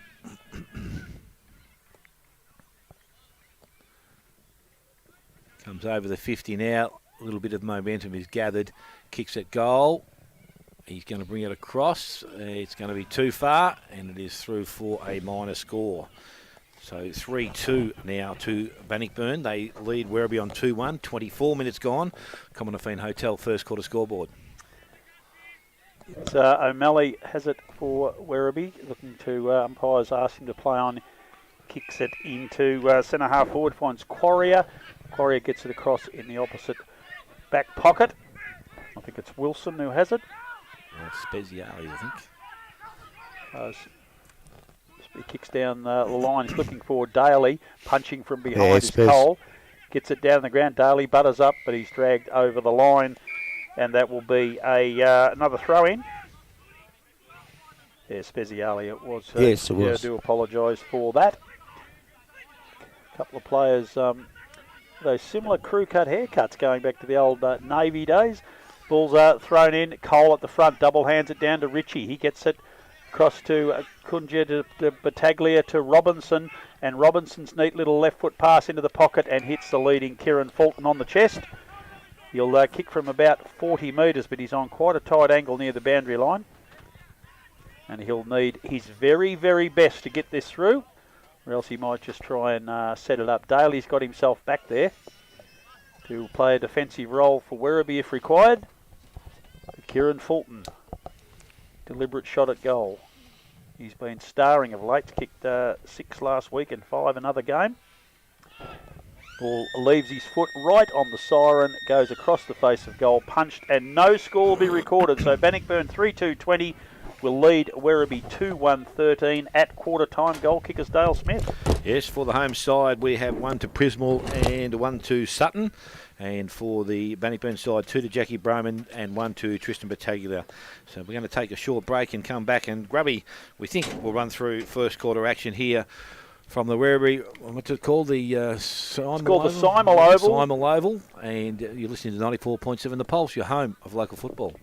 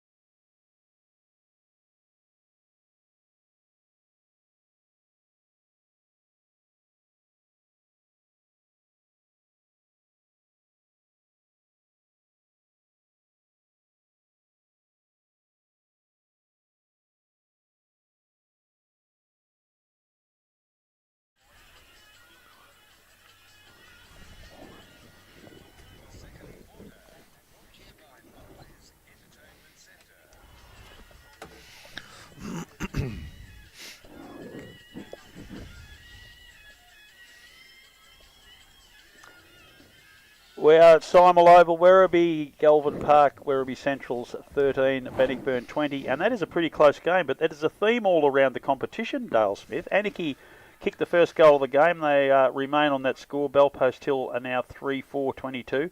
Winchelsea 4-3-27, Belmont Lions 3-3-21, North Geelong are 3-4, 1 point in front of Thompson at quarter time, 3-3. As I said, the score here, well, it's a slight change to what's on the score, but have you got it at 2-1? The computer's telling me it's 2-3. No, But they might be wrong. East Geelong 3-1. Geelong West, as I said, got out to a bolter, kicked 5 straight goals to start the quarter there, 5-2 at quarter time. And Corio have kicked 2-1. Inverleigh a slightly wayward 3-6 at quarter time. So all of those games are pretty darn close, as is this one. Grubby Cations is back in. How have you seen it so far? Well, it was quite entertaining. I just got this feeling Bannockburn can just sort of take the ball away from them when they feel like it. And if you're going to do that, these little short kicks, they're going to take it away to advantage in their forward line. So, Paddy Daly got a free kick in the middle. a little short kick or a handball. Kick the bloody thing long. So if the ball gets taken off you, it's up the other end of the ground. But, Broman, he killed him. They just haven't got anyone to put on him. That's where I went. I went out to Ronnie Pilgrim and said, can you put him in the back pocket, please? I don't know. I still think that worse is to come if they put Fulton down there. Because there's no one down there that'll take. They would have to put Yates on him if Fulton went to full forward, which I reckon they will do at some point. Because I think Paddy Daly's probably edged him out in the ruck. But Crennan was good for Werribee Centrals. Robertson was good. Connor Jervis had a few touches on the other side, although his disposal wasn't great so far. Connor was a bit surprising, but you can see that there's more class in the Bannockburn side at the moment. But you can't knock the way they're going about it, Werribee Centrals. They're giving it. I'll tell you who was good for most of the quarter. In his first game back, Prismal was pretty good. He got a couple of hard bumps. He got the ball. He kicked the goal. So he was pretty good. But look, at the end of the day, they've just got to stick with him and stick as much as they can. I don't think they can win the game. I never ever did that. But I think they'll gain a lot of confidence if they can stick with them for a while. And just for those who are interested, and I know you are, Dale Smith, Geelong have kicked 4 goals for, and Adelaide have kicked 1 goal at Cardinia Park. What, does that surprise you? Carlton aren't playing at the moment, so I can't give you a score on them. They play tomorrow, isn't it? Tomorrow. Are you going down for your birthday? I'm going in the city anyway. Let's start the second quarter here at the Symal Oval at Werribee. Please, David Steele. Oh, maybe we won't. Anyway, it's the Buckley's Entertainment second quarter here at Centrals. Dale Smith, lead off, please, as Werribee are 7 points down at quarter time. Yes, umpire holds the ball in the air. Scoreboard's had a bit of a blaze, and Grubby might need a bit of work over there on the far side in a minute. Ball is thrown up, Fulton doing the ruck work, ball comes down, and it was nicely read there by Miller, who kicks the ball into their forward line. Spoil from behind. Again, they work hard at ground level. Going across is Spiller, also Yates, first there, picks the ball up, got the handball away, fed it underneath. The umpire's not going to allow the ball to play on.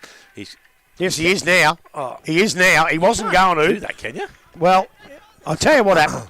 He was going to call it back because he didn't think it was going to be a goal. When he saw that it was a goal, he heard the crowd go, yay, and he said, all right, bugger it, advantage. So I don't think that was well umpired, but good on you, son. A great decision. So was that Wilson that kicked the grab? I couldn't see. I had the binoculars down. It's a Blake that's walking towards us. It's in our forward. The first one of them. The thinner one. Yeah, the one that's next to. Yeah, it's not Wilson. He's No. Near the umpire? not yeah, just near the Just near the trainer now. with the white thin Oh, top. yeah. That might be that kid Stevens, is it? No, he's got the curly hair. He had curly ears. Needs to turn around. There we go. It is Jack Stevenson. Jack Stevenson. It is Stevenson.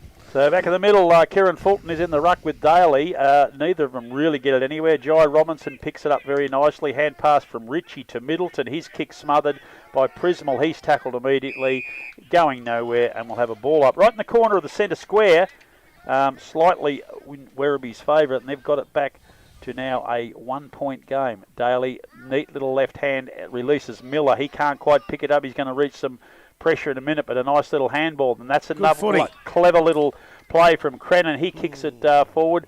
Coming out for Bannockburn to get the ball is Clifton. He can't break free. It's belted into space. Lachlan Peters is first there. He's dispossessed by... Oh, gee, not much prior. Dispossessed by De Leon, and he is going to have a shot for goal. Forward pocket for Werribee. Is that lucky, Smithy, do you think? Yeah, as I said, he probably took a couple of steps, but needed to get rid of it a bit quicker, but you got to give him a little bit of time, I think. So, and I think, I don't know whether he didn't dispose of it properly. I think the young bloke from Werribee might actually knocked it out of his hand. I thought the tackle dispossessed him. Yeah, but, so a bit lucky, but we'll take it. Dec De Leon, forward pocket for, he doesn't go with the old round on the right foot. Traditional straight gun barrel drop punt right through the middle, and the Centurions find themselves in front. 4 goals, 1-25, Bannockburn 3-2-20, and we're early stages of the Buckley's Entertainment first quarter. I think a bit of it's got to do with the dominance of Paddy Daly in the ruck. He's actually taken over the ruck a bit, and I tell you what, a couple more of those, and I might go home and get me Central's jumper or T-shirt and come back singing the song, but we might not get carried away, boys, because we know how good Bannockburn are. But hey, look, Real good footy from Centrals. Let's just hope they can keep it up. Yeah, no, they played some good stuff. Ball back in the middle, as we said. Fulton this time over the top. He ends up getting the ball back and he delivers the ball long into their forward line. Kunzka's there. Ball not will be marked. One of them, O'Malley. O'Malley or Blair. I think it's Blair that's going to come away with the mark. So he's got the ball now and he's looking towards centre wing, going towards Miller. Ball gets over the top of him. No, it doesn't. He takes a mark. Read that nicely. Got the handball inside. Running player through the middle is Wilson. He goes into their forward line. Not much depth on the kick. Measures didn't take the mark. Picked up there. They swing. Yates goes back on the left boot, but it will bring it back too far and through for a minor score. And they've done all the attacking in this first part of the second quarter. They are now 4-2. They lead Bannockburn on 3-2. Kicking in from full back is Bowden. So one Bowden to another. So Luke to Ryan, and now he's got the ball. He's deep in their defensive end. He delivers the ball towards centre wing. Set Fulton a bit of a task. Goes towards O'Malley. He's going to get a free. High says the umpire. Free kick's going to go to O'Malley. So O'Malley now. Oh, that's got to be 50. He's running right in the middle. Has to be 50. Wow, that's bad umpiring. So O'Malley now from just on centre wing. Kicks into Jack Broman. Ball goes into the hands of Crennan, goes back to O'Malley. Now on the left boot, delivers the ball into their forward line. Kick was okay, actually, but the mark did come. Mark wasn't taken. And why wasn't that 50? Yeah, I don't know. He's run between the bloke on the mark and the bloke within the ball. To me, that's 5 metres. Don't you worry about that. Those blokes last week paid that every single time. So the ball thrown back in again. This time Fulton takes the ball down to the front of the contest. Goes to Robinson. Robinson on the left boot. Goes back towards O'Malley, and O'Malley will take the mark on centre wing. And that was definitely inside the zone. Well, and plus, I think Jackie moved after the stand call. Yeah, no, it was definitely the Benny Cole, I think. Just did make an effort to get right out of there. I don't know whether that's 50 metres either, Grubbers. Wow. That's about 40, I reckon, if that. If that. And now I don't know whether he's a kick ability. Grub, you might be able to tell him, is he in range or not? No, he's a good kick, but I think he's too far out. He's a little bit too far out. So he now decides to go and look for De Leon. That's a nice kick. Goes through his hands. Picked up there by Peters. Got the handball away. Goes to Jervis. Jervis over the top. And they run the ball through the middle of the ground. It went towards Richie. He couldn't hang on to the ball. Now it's a chance for... it's going to be called back because the umpire had blown the whistle and he said there was no advantage there. Not too sure about that again. I reckon Jack Stevenson would have thought. I thought there might have been a fair chance there, but it's going to come back to Daly. And now he's got players forward, goes towards the full forward position, but Robinson sitting back in the hole is taking the mark he read for that Bannockburn. very, very well. So Robinson now is deep in defence. He's going to transfer far side of the ground, going across. That was well done by Stevenson. He gets his hand on the ball and takes it over the boundary line, so they're working hard to keep the ball on their forward line. As we go towards nearly 6 minutes in this second quarter, it is Werribee Central's 4-2. They lead Bannockburn on 3-2. Very enjoyable game, this. I wouldn't have thought it was going to be like this, but I'm loving it. It's Fulton and Sutton. They both get a whack at it. It's gone forward and Measures for Bannockburn, finishes up with it. Kicks it out to the half-back flank, and that is a very, very strong mark there by Jervis. Gets it to Middleton. Middleton's neat little pass down the line finds Battaglia, I do believe. No, it's not. Benny Cole. Benny Cole, and it's gone out of his hand. I thought he held onto that, but no, it's wobbled over the boundary line. We'll have a throw in, far side of the ground, just near the scoreboard, showing Centurions 1 goal in front of Bannockburn. Ball's thrown in now. It's Daly this time, gets it down, but running onto it is Peters. He dabbles the ball into Richie. Richie across to Bowden, and Bowden kicks it directly across the ground and finds Locke Battaglia. He hand passes over to Measures. Measures back to Battaglia. Nice little drop punt pass, looking for the very much informed Broman. He can't get hold of the ball, but Tristan Battaglia overruns it as well. Very solid tackle by Broman. He's laid on Werribee defender there in Blair, and we're going to have a ball up. Only a couple of metres in from the 50-metre arc. Bannockburn in attack. He's learnt well, that young kid. As soon as he got grabbed, he started pretending to hit the ball. The umpire will always call ball up when you're doing that. Yeah, definitely got a throw in. Daly's worked his way down, and he and Cole will contest this. Daly's left hand very nicely to Blair. He can't control the ball. Hand pass over the back.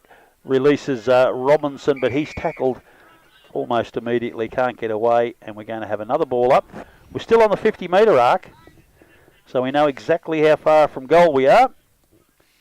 So again, Daly very cleverly to Blair. Blair hand passes back inside. Miller is grabbed again, dragged down. Robinson picks up a crumb. And the neat little left footer drops it right into the hot spot at full forward. Broman comes out, can't get his hand on the ball. Blair's there right with him. Battaglia tries to kick it off the ground. Crennan's there, gets it for Werribee, comes out a little wider. But trying to get away there is a Ramos. He can't clear the congestion, and we'll have another ball up, this time only about 20 metres out on a 45-degree angle. He might have been a bit stiff too. He might have just fallen into his back a little bit. Day for cricket out the back, Grub. Yeah. Throw up now. Daly whacks it across the ball. Comes out to Robinson, who's been very lively at the start of this quarter. He's tackled but gets his hand past to Middleton. Middleton did cop one high.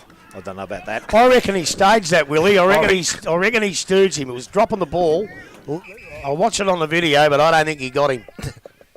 I think he tackled him fairly. There's a bit of head shaking on the mark, which could have been a fly rather than descent. And Will Middleton will kick from about 55 metres out.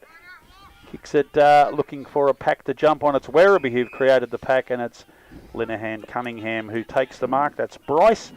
The other one's gone across to try his luck in the GFL at Lara. Played well last week Smith's too. Relief. The runner's just been sent off by Mark Nolan. So Crennan gets up and under a drop punt looking for Daly, but Kieran Fulton reads it better. And the Bannockburn champ takes the mark, but that is a horrible kick. Brendan Wilson intercepts but can't hold the mark. Daly's in there now trying to get it. Crennan's working away hard on the ground there. Hand passed out, releases Bannockburn, gets it to Ritchie. Ritchie to Middleton. But he's forced to hand pass quickly in the general direction of Bowman. He can't get it. Out of bounds, another throw in. Centurions 1 goal in front. And we are 10 minutes into the Buckley's Entertainment second quarter. So ball will be thrown back inside forward 50. Bannockburn's attacking end. But the ball comes towards Ritchie. Ritchie puts boot to ball, goes back towards the goal square. In front, Buck did it nicely and took the mark. Yes, he is. And he looks to go short. Dangerous kick. Had 2 months on it. Goes over the back. Oh, Broman was taken high, and he will go back and have a shot for goal, I would think.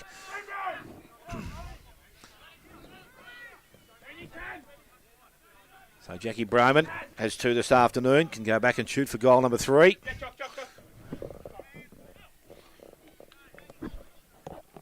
He's deep in the pocket, so he hasn't got much to work with, but I reckon if you're kicking from any pocket, this would be the choice of him, I reckon. So Broman now kicks that goal and never even started that close, and it is out of bounds on the full. That was a Tommy Curtin special, that pocket. Yeah. Oh, if you give him 25 shots, he kicked 25 goals. Yep. Mind you, he's a left footer. And Melly just opens the gate instead of going over the top. Isn't it delightful to see a game of cricket being played in the parks? Grubby, I know how much you love cricket. No, I do love cricket, but not that rubbish that they're playing. They get there at 6 o'clock in the morning. None of them can play. None of them can play. It's great to see him participate. That was a good shot. That is a 6. No, it's caught in the fence. So the short kick comes in and goes towards Speziale. He can't hang on to it. Ball comes out of his hands, goes back towards O'Malley. O'Malley is pressured. Ball goes over the boundary line, and it's going to be a throw-in to take place. Forward pocket again. They've been able to hold up the play up in their forward half, but do need to get some reward from it. So ball thrown back in by the umpire. Sutton was front position. Out the back, a ball comes, and again, they try and clear out of that area. Umpire Nolan in very, very quickly and says, ball is coming back to me. Like I say every week, you hold it in, you'll get a goal. And I reckon that's what's going to happen. I'm not too sure why he's holding the game up. He's only got a crook ankle. And now he blows time on. I know what he's going to do. Yeah, I know. Ball is thrown up in that position. Middleton tries to work his way through the contest. He's tackled, brought to ground. Again, no prior opportunity there. Although I must admit, he's umpired very well today. Yeah, they he all has. have. Yeah, he has. Yeah. Very no good. problems with that. They're umpiring very well. So the ball again back with the umpire. And again, it's in that forward position, thrown up by the umpire. Ball is brought down, goes towards Middleton. And he tries to get through the contest. Tackle again. And the good thing is they haven't let things run. They've done it very quickly, called it up. And again, another throw up to take forward just short of the centre forward position. Ball is tapped down there, and again it's worked out of there into the hands of Wilson. Goes in the right boot, goes back towards centre wing. Measures going back with the fly of the ball, but again the mark is not taken out there. But it's going to be a free kick, and it's Stevenson goes into the middle. Good kick to Prismal. Thought he might have gone then. Now he goes. Was told to hold. Good talking. Yep, and he goes forward. That's a nice kick in the hands of Yates. So Yates is right on that forward 50, and can go back and shoot for goal if he wants. So Yates, I'm not too sure whether he thinks he's got the distance in him. He can kick it long. I don't know about straight. Plays on now. It's nice off the boot. There you are. He's done both. That's beautiful. Straight through the middle. Oh, my Mark goodness. Yates has got his first goal of the afternoon, and the fifth for Werribee. They're 5-2. They lead Bannockburn on 3-2, and almost 13 and a half minutes gone. Buckley's Entertainment Centre, second quarter scoreboard. Well, I tell you what, the young fellow that got dragged into the game from the seconds looks like he's done an ankle. That's young there, I think. That doesn't look too good for them. You know, they reminded me of Fraser Garrick at his absolute best, the way he launched into that. I knew he could kick it long, but what I love, and I really love this, no matter who the team is, Prismal takes a mark. He's obviously called everybody to play on at all costs, and as soon as he marks it, 3 voices yell out, hold, hold, hold. He'd have played on and got caught with the ball in without that call, so they're all investing themselves in it. That's the main thing. Back in the middle, Sutton and Cole are going to be in the sit. Sutton, who gets it to De Leon. He can't get away from the centre bounce. Coming through now is Middleton for Bannockburn. Kicks into the pocket looking for Broman. It's whacked away from him by Blair, and Blair looks like he's playing him a lot closer, Grubby, Well, this quarter. he is playing him a lot closer, and that's all you care about. Like when it's going to be one-on-one, most times the height and strength of Broman are going to be too much for him. But as long as he's there given a contest, that's all you need from him. He's going to get beat at times. That's all you need from him. Sutton gets it down, but intercepting is Middleton from Bannockburn. Werribee player grabs the ball, tackled immediately. We're going to have another ball up just inside the 50-metre arc, and Bannockburn are in attack. They're 12 points behind now, and not many would have predicted this. So it's Kunja double fists it forward, but coming out for Werribee there, avoiding a tackle and avoiding another tackle. Probably should have been holding the ball, but Werribee have got away, and wobbly old kick's gone forward over the back of the pack. De Leon can't get the ball. That's a great pick-up. Unfortunately, it's knocked out of his possession. Battaglia now gets a hand pass from Robinson and drops the ball on his brother's chest on the half-forward flank. So we now have Tristan with the ball. So Tristan Battaglia, that is a horrible-looking kick, but it's got an effective finish, because coming out to take the mark for Bannockburn under a fair bit of pressure is Osborne. And he's going to have a shot for goal from about 45 metres he'll kick. It's not quite a 45-degree angle, I'd say. It's perfectly set up for him if he's any sort of confident kick for goal. They desperately need it. 12 points down. As I said, not many would have thought. We're nearly 16 minutes into the Buckley's Entertainment second quarter. Desperately needed by the Tigers. When you're an unbiased commentator, are you allowed to yell out, Chewy on your boot? Probably not. Okay, well, I won't do it then. So it's Osborne. It leaves his boot okay. Whether it's long enough, it's long enough, but it's hit the post. How bad luck is that? It's past players day to day, and one of their past players is very emotional in the box here today. Skinner. Well, at least the runner's not holding the game up this year like he did last year for about 3 hours. It's O'Malley for Werribee. He has the ball at full back. Casually wanders down through centre half back, kicks into the middle of the ground. Ball's punched away. Peters can't control it. Werribee there through Stevenson. Gets it to Sutton. Sutton's little hand pass to Crennan. He can't break clear of the pack. At the back, De Leon gets it. He doesn't know what to do. He's had it for a little while. The umpire said too high, and I agree with him. I'm not sure, the ball is going to come back to... Hang on. Well, the wrong bloke's got the ball. It was the other kid that got tackled high. Paddy, yeah. So Crennan has got the ball now. But he kicks into the forward pocket looking for Yates. He can't control the ball. He runs onto the crumb, overruns the crumb. Young Osborne playing... Stevens playing his first game. He can't control it either. It's pushed towards the boundary line. And a throw-in. 30 metres round from the goal. Werribee in attack. They lead by... What is that? 11 points. He did run. He did. It was the wrong bloke to take the free kick, but the bloke who gave it to ran off the ground limping. So I'll tell you what, I just don't think you're allowed to let him do that too much. I wouldn't have thought. No. 17.5 minutes into the second quarter here. Punched down by Cole at the front of the pack. Robinson runs onto it for Bannockburn, kicks across his body, but Tyler Crennan, who has been by far Werribee's best player today, I reckon, has got the ball on the half-forward flank. He drives his team back into attack again with a beautiful low pass, and coming out to take the mark is Josh Bowman, a player I've been looking forward to seeing, but this is only the second clear possession he's had for the day. But that is what he's capable of. Strong marks. He's a beautiful left foot kick, well within his range. He'll kick from about 45, and there's a chance to put his team further in front. So Bowman, it leaves his foot. It's a little bit up and under and to the right, and he's missed everything.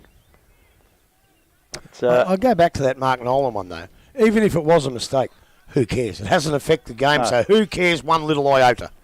So the ball is delivered across the ground, goes into the hands of Measures. He can run from the back pocket position now. His options are further down the ground. It's a great-looking kick, goes to Middleton. Middleton runs onto it and takes the mark. And this is Lock Middleton. So he now needs to use the ball, goes towards Fulton, chips the ball into his space. That's another nice kick. He comes out, goes to Battaglia, and quickly into the forward line. Ball travels, goes back. Broman went back with the fly of the ball, didn't take the mark. Daly did nicely. Koutsamanis left it back. Daly picks the ball up again. They're working it around. Koutsamanis, little kick off the ground again. It goes back towards Paddy Age, and he is tackled. Umpire says. Unlucky there, high, too. was it? Yeah, he said high. Yep. I couldn't see in the pack, but... So Paddy Edge gives the ball away to O'Malley, and O'Malley from the half-back line runs through, gives it to Patterson. Patterson now is in hot. Ramos couldn't quite get him, but he goes out that's wide. down the ground up. And he set his teammates a bit of a task out there. Picked up there by Jervis. Jervis wants to get back on his right foot. Does so, but gives the handballs to Bath. Bath needs to get the handball away. Did so over the top. Goes back to Jervis. Jervis goes into the forward line. And that's a good-looking kick, and that's better because it's found Broman. Broman now looks to swing. He's been called to play on by the umpire. Short kick goes in. Went looking for it. Can't find his teammate there. Osborne can't. Got the handball away. Ends up, they've just got the ball, and they're going to run it outside their 50. This time it's going to come out through down the ground. Stevens.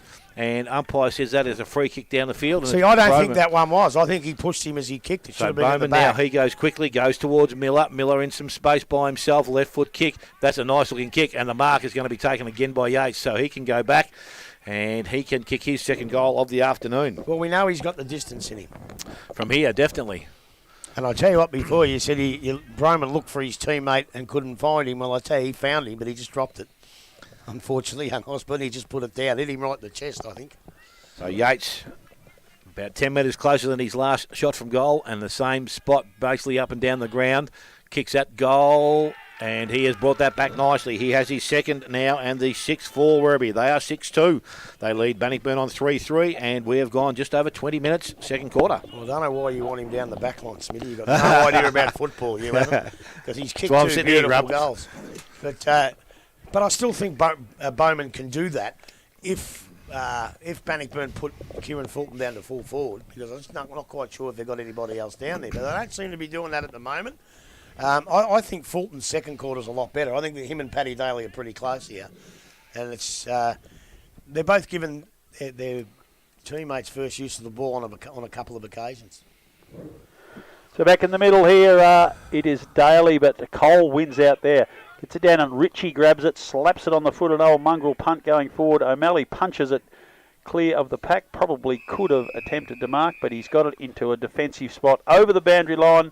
We'll have a throw in about 15 metres around from the point post. Bannockburn in attack and desperately need to be. 17 points in arrears now, 21 and a half minutes into the Buckley's Entertainment second quarter. That 6-6-6 doesn't apply to our league, It mustn't, because they've got a loose player behind them all day. Yeah. So ball's been thrown in. Daly double fists it forward. Running onto it there is Crennan again. Kicks down the line looking for Miller over the back of the pack to him. Measures is first there but can't control it before it goes out of bounds. Right underneath the scoreboard, which shows Werribee 6-2-38. Bannockburn 3-3-21. Just on 22 minutes into this quarter. So ball on the far side of the ground. Cation scoreboard. I wonder if it still works. So it's going to be thrown back in by the umpire. Said Cole's doing it. Daly front position. Ball comes front of the contest. Bannockburn have possession. They got the handball out. Goes towards Robinson. He is tackled and taken off the ball. Again, they're working pretty hard. Umpire says he didn't have it. And there's going to be a free kick going to Bannockburn and Robinson. So he has got the ball in between centre wing and half forward. Looks to deliver the ball long into their forward line. Kunchka out the back, Oh! Broman up top, and he's taken a good mark. Jackie Broman, and in range, and can go back and shoot again for goal. He's got his pretty clean record at the moment because the last one was out of bounds in the full, so didn't trouble anybody. Well, let's hope this one's not, because you always love to see a good kick after a beautiful mark like that. It was indeed. So Broman now from 35. He got very close to the man of the mark, but that doesn't matter because he has got the result he needed. His third of the afternoon, and now the fourth for Bannockburn. They're 4-3. They trail Werribee on 6-2. We have gone 23 minutes, second quarter. Buckley's Entertainment, second sort of quarter scoreboard. Well, you can put anyone you want on him. If he's going to come from behind and take a mark like that, there's just no one's going to stop him in the league. It was just a beautiful mark. Bit of a dicey free kick over the other side of the ground. I couldn't see out of the binoculars on it. But I just noticed that when Bannockburn get the ball, they've actually got half a second to have a look around because they're so much stronger and bigger than Werribee. And a couple of times they've been caught with the ball, but they've been able to have a look around and they can break the tackles, whereas Werribee have got to get rid of it a bit quicker because they can't break the tackles of the Bannockburn players.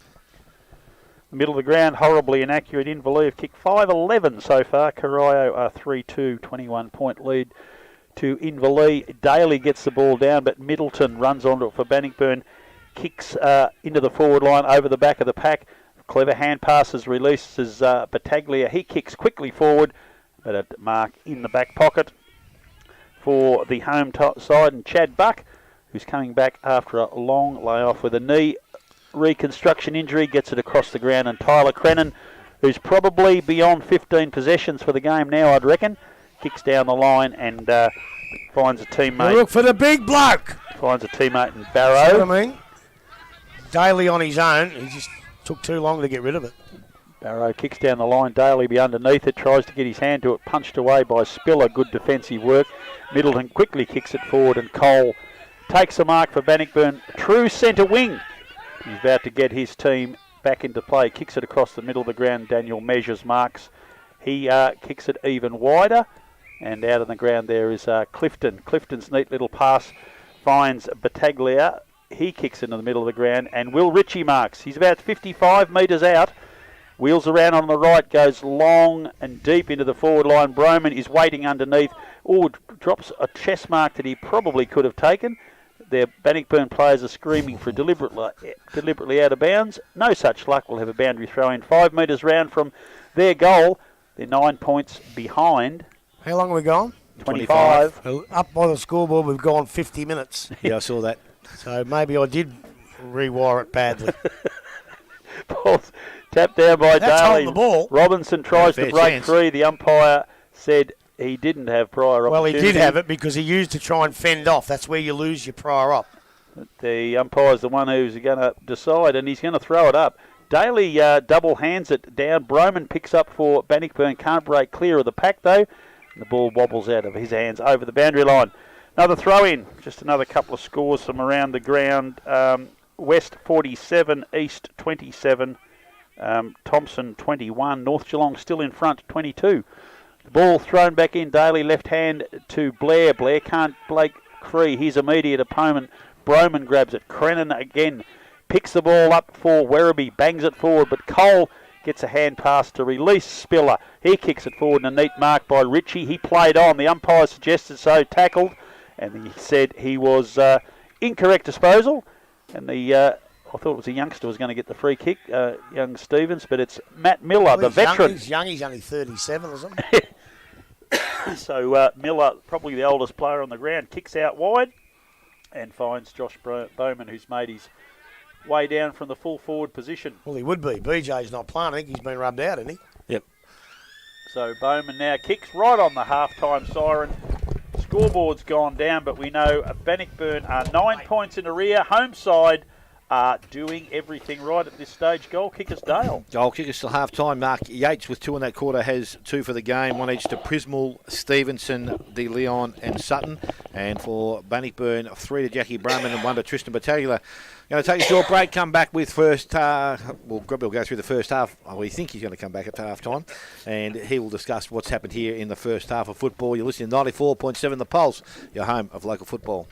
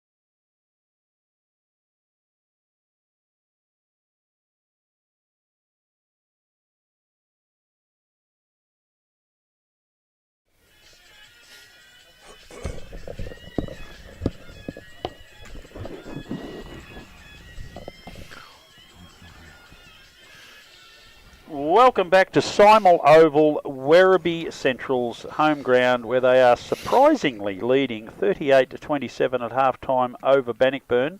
We are hoping it continues because it has been a really delightful game to watch. Last week we struggled for the first three quarters watching watching Geelong West play Bellpost Hill, but this has been really bright and entertaining. Before we get into detail, just around the grounds, Anarchy kicked the first goal of the game, but they have been stuck on that score, while Bellpost Hill have kicked 14-6-90. Winchelsea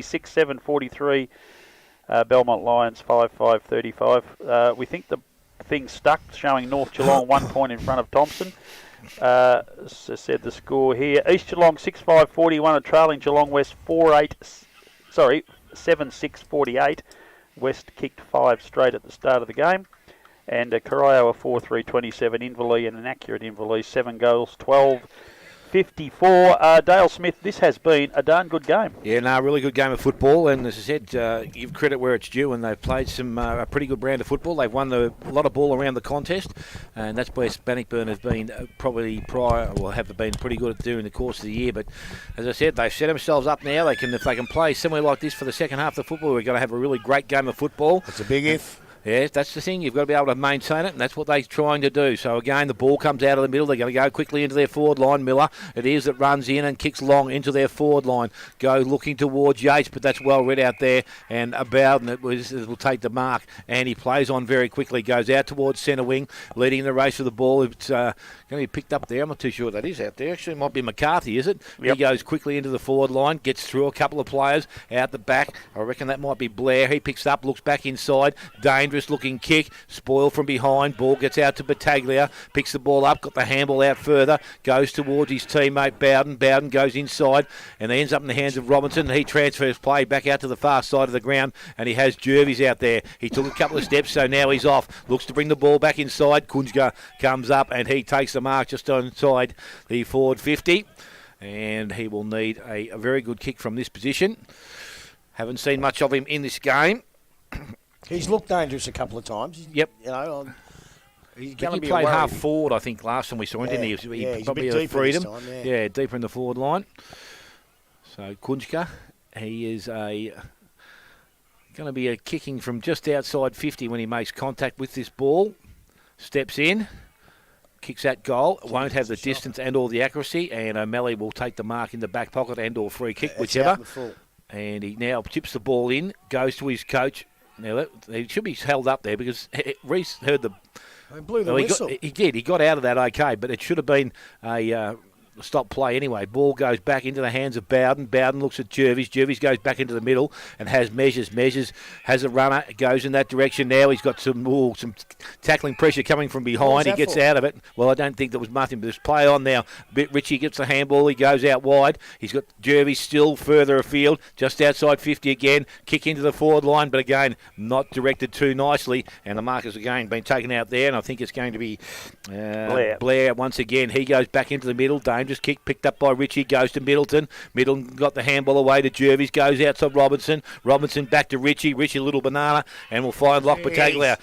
And he looks at goal, goes towards goal, and it is going to travel across the face and through for a minor score. The first of the second half, and his first score of the afternoon. So Bannockburn now to 4-4, and Werribee are 6-2. I don't think you can leave Battaglia on his own like that. No. And as we're going around the grounds, Grubby won't care, but Geelong are 8-5, Adelaide are 3-7 halfway through the third quarter at Cardinia Park. It's O'Malley for Werribee, who has the ball. Little pass out into the pocket. Prine's Brendan Wilson, who's working around the ground eight, and we normally see him stuck in the forward pocket kicking goals, but he's doing a midfielder's role for his team today. Punched away from Daly by Cole, down to the front of the pack. Patterson gets the ball.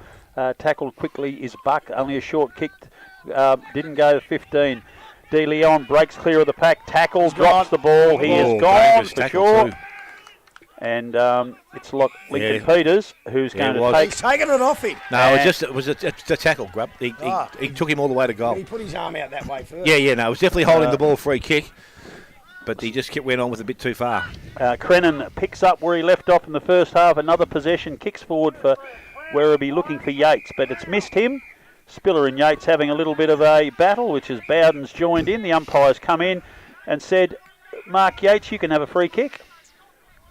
And the Werribee forward, who's kicked 2 goals already today with beautiful long left foot kicks, is going to be kicking from 55 on a very tight angle, but the one that would suit a left footer, if he hits it as well as the other two, he has a huge chance here. Distance should not be a worry. So Yates leaves the Good on you, dickhead. leaves the boot very wobbly, lands in the hot spot. Coming out, Bannockburn defenders. Robinson gets it across to Bowden, and he releases Spiller. Spiller now kicks long down to the wing, looking for Battaglia. It's gone over his head, and Kutchka comes out and takes a very strong mark for Bannockburn. He goes long down the line now. True centre half forward. Broman has miscued it originally, but used his strength and skill. He's paid a push in the back. And he is going to be... The umpire is speaking to someone from the bench for Werribee. Oh, he's a fucking... The ball has been brought back. The umpire's been speaking to the Werribee bench. I'm not quite sure because they won the free kick for a push in the back against. No, he's going to give it to Bannockburn, is he? No, definitely a push. So But he reacted to the bench what they said, but then Well, he should take it off him. then they didn't realise that it was their kick anyway. Well, they should take it off Werribee and give it to Bannockburn if there's dissension from the bench. So O'Malley gets it across to If it's not, Linehan shut Cunningham. He kicks in the middle of the ground. It's Daly there. He's been held.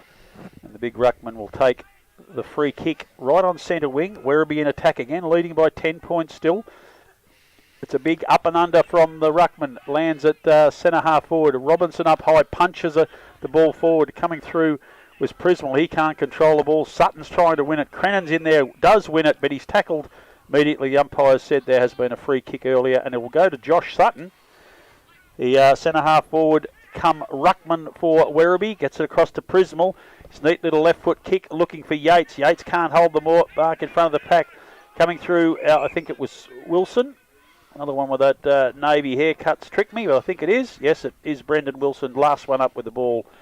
Hands it to the umpire. We'll have a ball up about 25 metres out. Cole taps it down for Bannockburn to Middleton to Robinson, who hand passes to himself. Gets another go at it.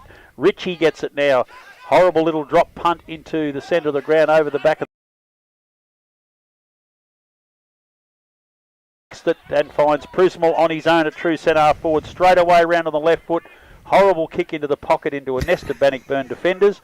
Cole's the first one there. He goes backwards with a hand pass to Spiller. Spiller under pressure, kicks across goal. Sutton is best position, can't hold the mark over the back of Measures. 40. Hand passes to a teammate there who has a long shot at goal, just fades to the right, through for 1 point. I think that was Patterson. So Werribee extend their lead to 11 points. They're 6-3-39, Bannockburn 4-4-28. And we are 7 minutes into the Grandy Sport and Cycle third quarter. So Clifton decides to go short from the full-back position. Mark is taken out there and measures now turns and goes towards centre wing. Battaglia, he is out there and he takes the mark. So Tristan this is. Now his options further afield. He goes towards Jervis, took the mark, good kick. Has runners inside. Looks to go now and plays on and goes long into the forward line towards teammate out there. Broman tries to run onto the ball, overran the ball, goes back, puts a little bit of pressure on. Bowman, I think it's not Bowman with him, it must be Blair, it is with him, over the top of the ball. Blair. And he has held things up very nicely, so we'll be able to get some players back into defence. Contest, Daly out the top into the hands of Broman. Round the body, but that's gone very, very wide and out of bounds on the full. Free kick will go to Werribee. The casual man, he just shambles out of defence, this man, O'Malley. Takes a little bounce this time, little chip up, more dangerous. Robinson able to get there into the hands of Battaglia and quickly turns and went back towards goal, but he is offline and through for a minor score. 4-5 now. Bannockburn, 6-3 to the Werribee side. Those little sneaky little passes out to the middle of centre forward, get rid of them, go wide or go long, son. Yep, so this time Grubber, I think he's going to listen to you because he plays on now and he goes straight down the middle of the ground, goes towards Daly, over the top. Mark has been taken by Measures, quickly turns the ball back inside, goes back towards Robinson. Probably just on his range here too, I reckon. He's going to take his very best to get there. And he will go back and kick towards goal. So Robinson now thinks he might be able to get the distance. Plays on, kicks long, won't have the distance. Ball gets through the hands and will go through for a rush behind. So Bannockburn now to 4 goals 6.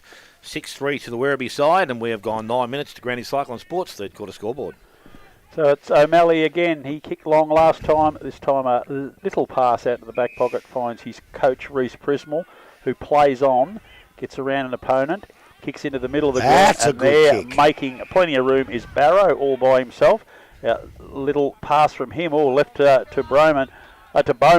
Bowman across there to a teammate, back to Crennan. Crennan's neat little left footer into the forward pocket, looking for Yates. Can't quite hold on. Ball's over the back of the pack. Robinson working hard as a midfielder's all the way back into the goal square. Wins possession for his team and releases Clifton. Clifton kicks short into the middle of the ground. Hand pass over there by Bowden to Ritchie. Ritchie looking for Broman. There was a push there. That's a free kick. Should have been a free. Wasn't. Ball wobbles out the back of the pack. Ritchie again for Bannockburn. Hand passes to Broman. He kicks quickly across his body.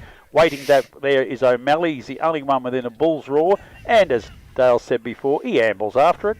He picks it up. He ambles round an opponent and drops into the middle of the ground, finds his coach again in Prismal. He runs around straight away looking for a teammate, gets it across, and marking there is Sutton on the far side of the ground for Werribee. You're still leading by 11 points early in the third quarter here. So Sutton into the middle of the ground, over the back, and taking a mark there. I think it's Wilson. Wilson this time, over the back to Brendan Wilson. He runs through the middle of the ground, kicks down to true centre half, and get forward again looking for Yates. Punched clear by Measures, the calm defender that he is. And the ball is now out of bounds in the forward pocket. It's only about 5 or 6 metres around from Bannockburn's goal, desperately in attack. In front of the Werribee goals. They're 11 points in front and needing to get another goal just to keep the pressure on the Bannockburn side. Measures again, hand passes, going nowhere, but the umpire says he was hit high, and Daniel Measures will take the free kick for Bannockburn in the back pocket. Usually kicks the ball very, very well. Waiting for options again, and he finds one this time in the far back pocket. It will be Spiller. He can't take the mark, but butters up very well, tries to get around an opponent. Well done there by a couple of Werribee forwards, putting an enormous amount of pressure on. Ritchie comes across for Bannockburn, tries to get the ball. Buck comes through with great pressure, gets it across to a teammate. Ball comes over the back to Patterson. He kicks into the hot spot, and there coming out to take the mark for Werribee is Tyler Crennan. And he will mark and kick from 25 metres out directly in front, and this will be a blow to Bannockburn, Grubby. Yeah, it will, but look, they're playing well enough to keep within them and go bang, bang, bang. But if Werribee continue this, they're giving them a bit of trouble there. Certainly are. Tyler Crennan, he's played a very good game this afternoon, the young fella. He's very happy as it leaves the boot. 7th goal to Werribee, 7-3. They are now 45. Bannockburn now 15 points behind. They're only 9 before. Grubby, this game is interesting. Yeah, look, they're playing really good footy, and I've worked out, I reckon, one of the reasons why. It's the 82 Premiership reunion. Well, believe it or not, the 82 coach did the pre-match.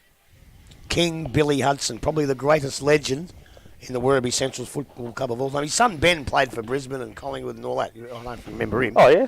Well, Billy was the greatest player, one of the greatest coaches, and very, very intimidating. He'd have given him a big 9. He got the ruckman, was grabbing him by the throat. Billy's mad as a snake, I can tell you that. And I reckon he might have put a bit of life into these kids, I reckon. He's a very intimidating man, I can tell you that. And I reckon it's continued on. But you still got to play good footy, and that's what they've done so far. Can they stay ahead? I'm still not sure, but they're giving it a fair go. So back in the middle we go. Ruckman go at it. Ball comes down. Picked up. Crennan again gets the ball back into their forward line. So they've got another opportunity here. Ball runs free. Goes to Yates. I think he might have tried to paddle it on. That was nice work. The ball ends up in the back half, and it's Barth who slides in. Now the umpire will come in and said. He said didn't. Oh, it's the other way. Oh. I thought it was the Bannockburn player that dived on it. Yeah, well, I thought Tommy was the last one to slide in there, but the ball's going to go to Bowden. He goes out wide. The mark is taken there by Ritchie. So Ritchie in defence.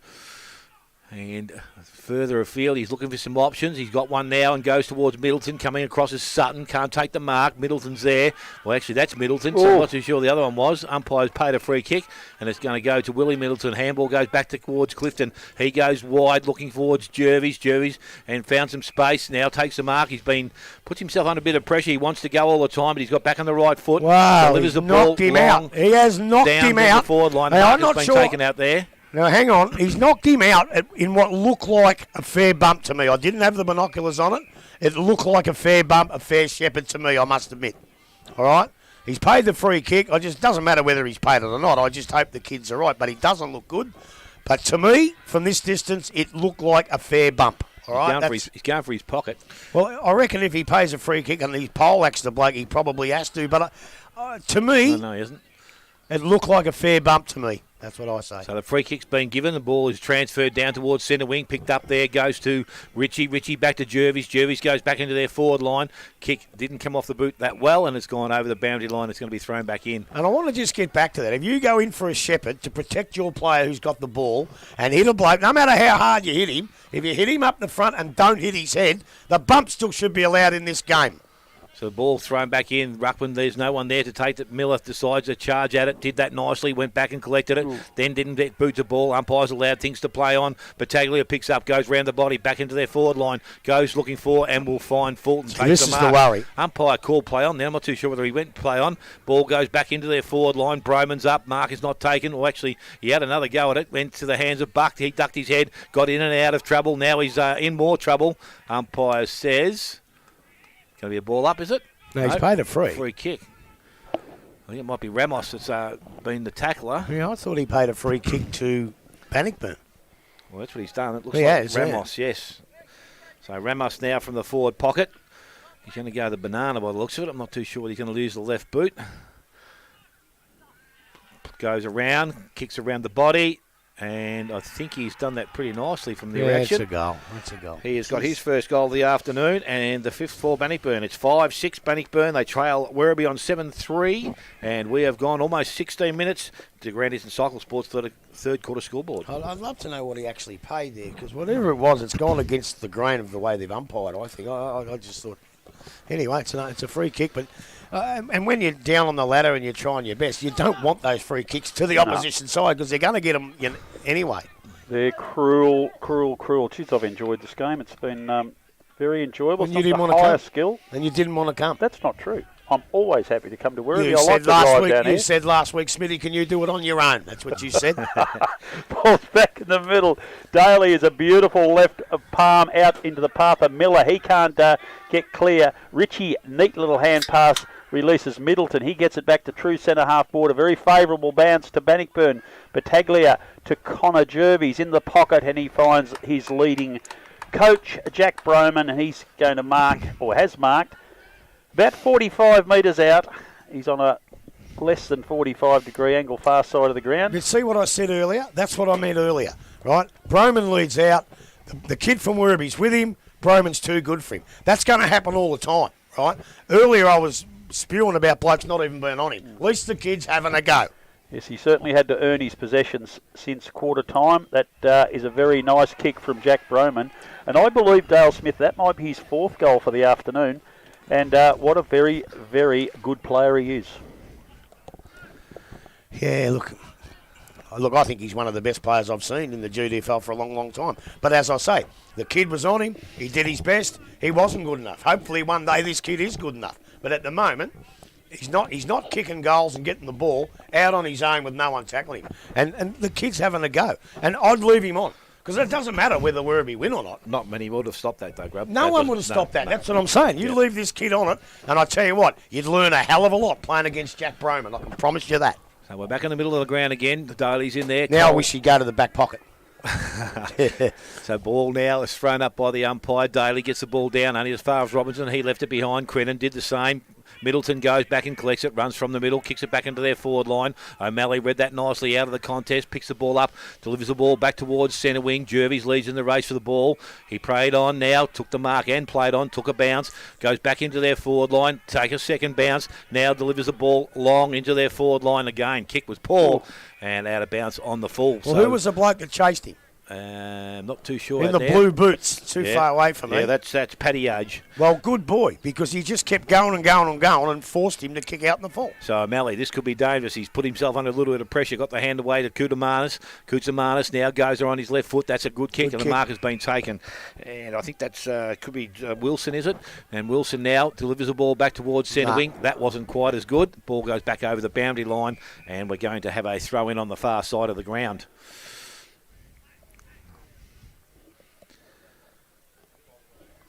So it's on centre wing. Marginally Bannockburn's attacking end. Young fella comes in his normal 10 or 15 steps so he can get the ball in with. Throws it in. Ball comes to the back of the contest again. Cleared away. Miller, I think it was. Yep. Ball goes back into the middle, I should say. Handball comes out. Missed his target. Picked up there by Middleton. He left it behind once again. Ball bobbles around, but Middleton's got to his feet. Now he tries to force his way through. That is holding the ball. Yep. Tried to force his way through. Couldn't get through. There's a bit of momentum there. I think he was a little bit tough, but that's the way they've been playing it. So now the Werribee boys go back into attack. Behind, mark is not taken. That's yes, it wasn't taken. It was taken. You got it on and the it's second Bowman, row. and he's right on the 50. So he can kick a football, and this was well within his capabilities. So Josh Bowman hasn't troubled the scorebook as we speak, but has an opportunity. Sees a short one up, and De Leon comes out, and he takes the mark. So De Leon now has one for the afternoon. Well, I hope that's wrong. I hope I'm badly wrong, but I just think Bowman might have been as good a chance from there where he was for where this kid was in. I hope I'm right. Kick it straight through the centre and prove me to be an idiot, mate. So De Leon now will kick from about 35 to 40 metres out directly in front. A little bit of a hop, skip and a jump. Kicks that goal. Looks okay off the boot. Hasn't got the distance. Well, has the distance. That really worried me, that. And it's gone through for a minor score. So they move now, Werribee, to 7-4. Bannockburn on 6-6, and we have gone almost 21 minutes, third quarter. Jai Robinson takes the kick out from Daniel Measures, kicks down looking for Spiller, and he takes a very strong mark. He's right on centre wing. Bannockburn pushing forward now with a bit of confidence. Spiller kicks in the direction of Kunja over the top. He does touch the ball but through. Broman comes in to pick up the ball. He's been grabbed high by young Chad Buck, and Broman will go back and line up for his fifth goal for the afternoon. He's directly in front. He'll kick from about 40 metres out, and what I've seen leave his boot this afternoon, I have no reason to believe why this won't be a goal. Put it straight in the book, I can tell you that. But, oh, shit. The second free kick was there. I think he interfered in the air. Once you interfere in the air, it's a free kick straight away. So here's Broman lining up for number 5, leaves the boot. The umpire goes across to the right, pats himself on the shoulder, and will signal one behind only. Bannockburn go to 6-8, 44.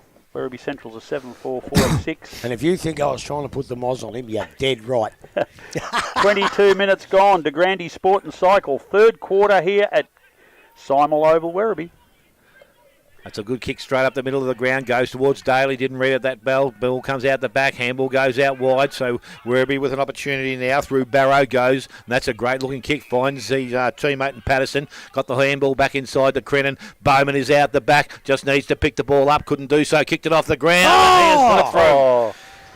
That's a good transfer of play from the Werribee side, and Bowman now has his first goal of the afternoon and the 8th for Werribee. They're 8-4. They lead Bannockburn on 6-7, 23 minutes gone. De Grande Cycling Sports third quarter scoreboard. Look, win, lose or draw, it's footy like that you really come to the footy for. It was great football all the way down. You know, Bannockburn are playing some pretty good footy as well. And it just, as they get players back, Werribee, these blokes have got to make it hard for them to get in, because some of these kids who are probably not quite ready to play are playing all right. So you make it hard for when the other blokes do come back, if they come back. But they're doing all right, the kids. They're doing really, really well. Let's see how they go. So 9-point leaders, Werribee Centrals, in this third quarter. Daly gets his hand on the ball in the direction of Prismal. Can't break clear. Daly gets a second go. It's Middleton for Bannockburn. Lockie kicks it forward and coming out to take a mark is Kieran Fulton. Hand passes it quickly to Tristan Pataglia into the pocket. Kunja comes out, bounces off his chest. Pataglia has another go at it.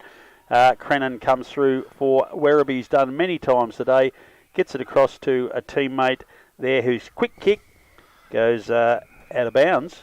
And it was really good play by Chad Buck, putting the pressure on and following up the footy. If he didn't follow that footy up, I reckon Bannock might have got an easy possession and maybe even a shot at goal.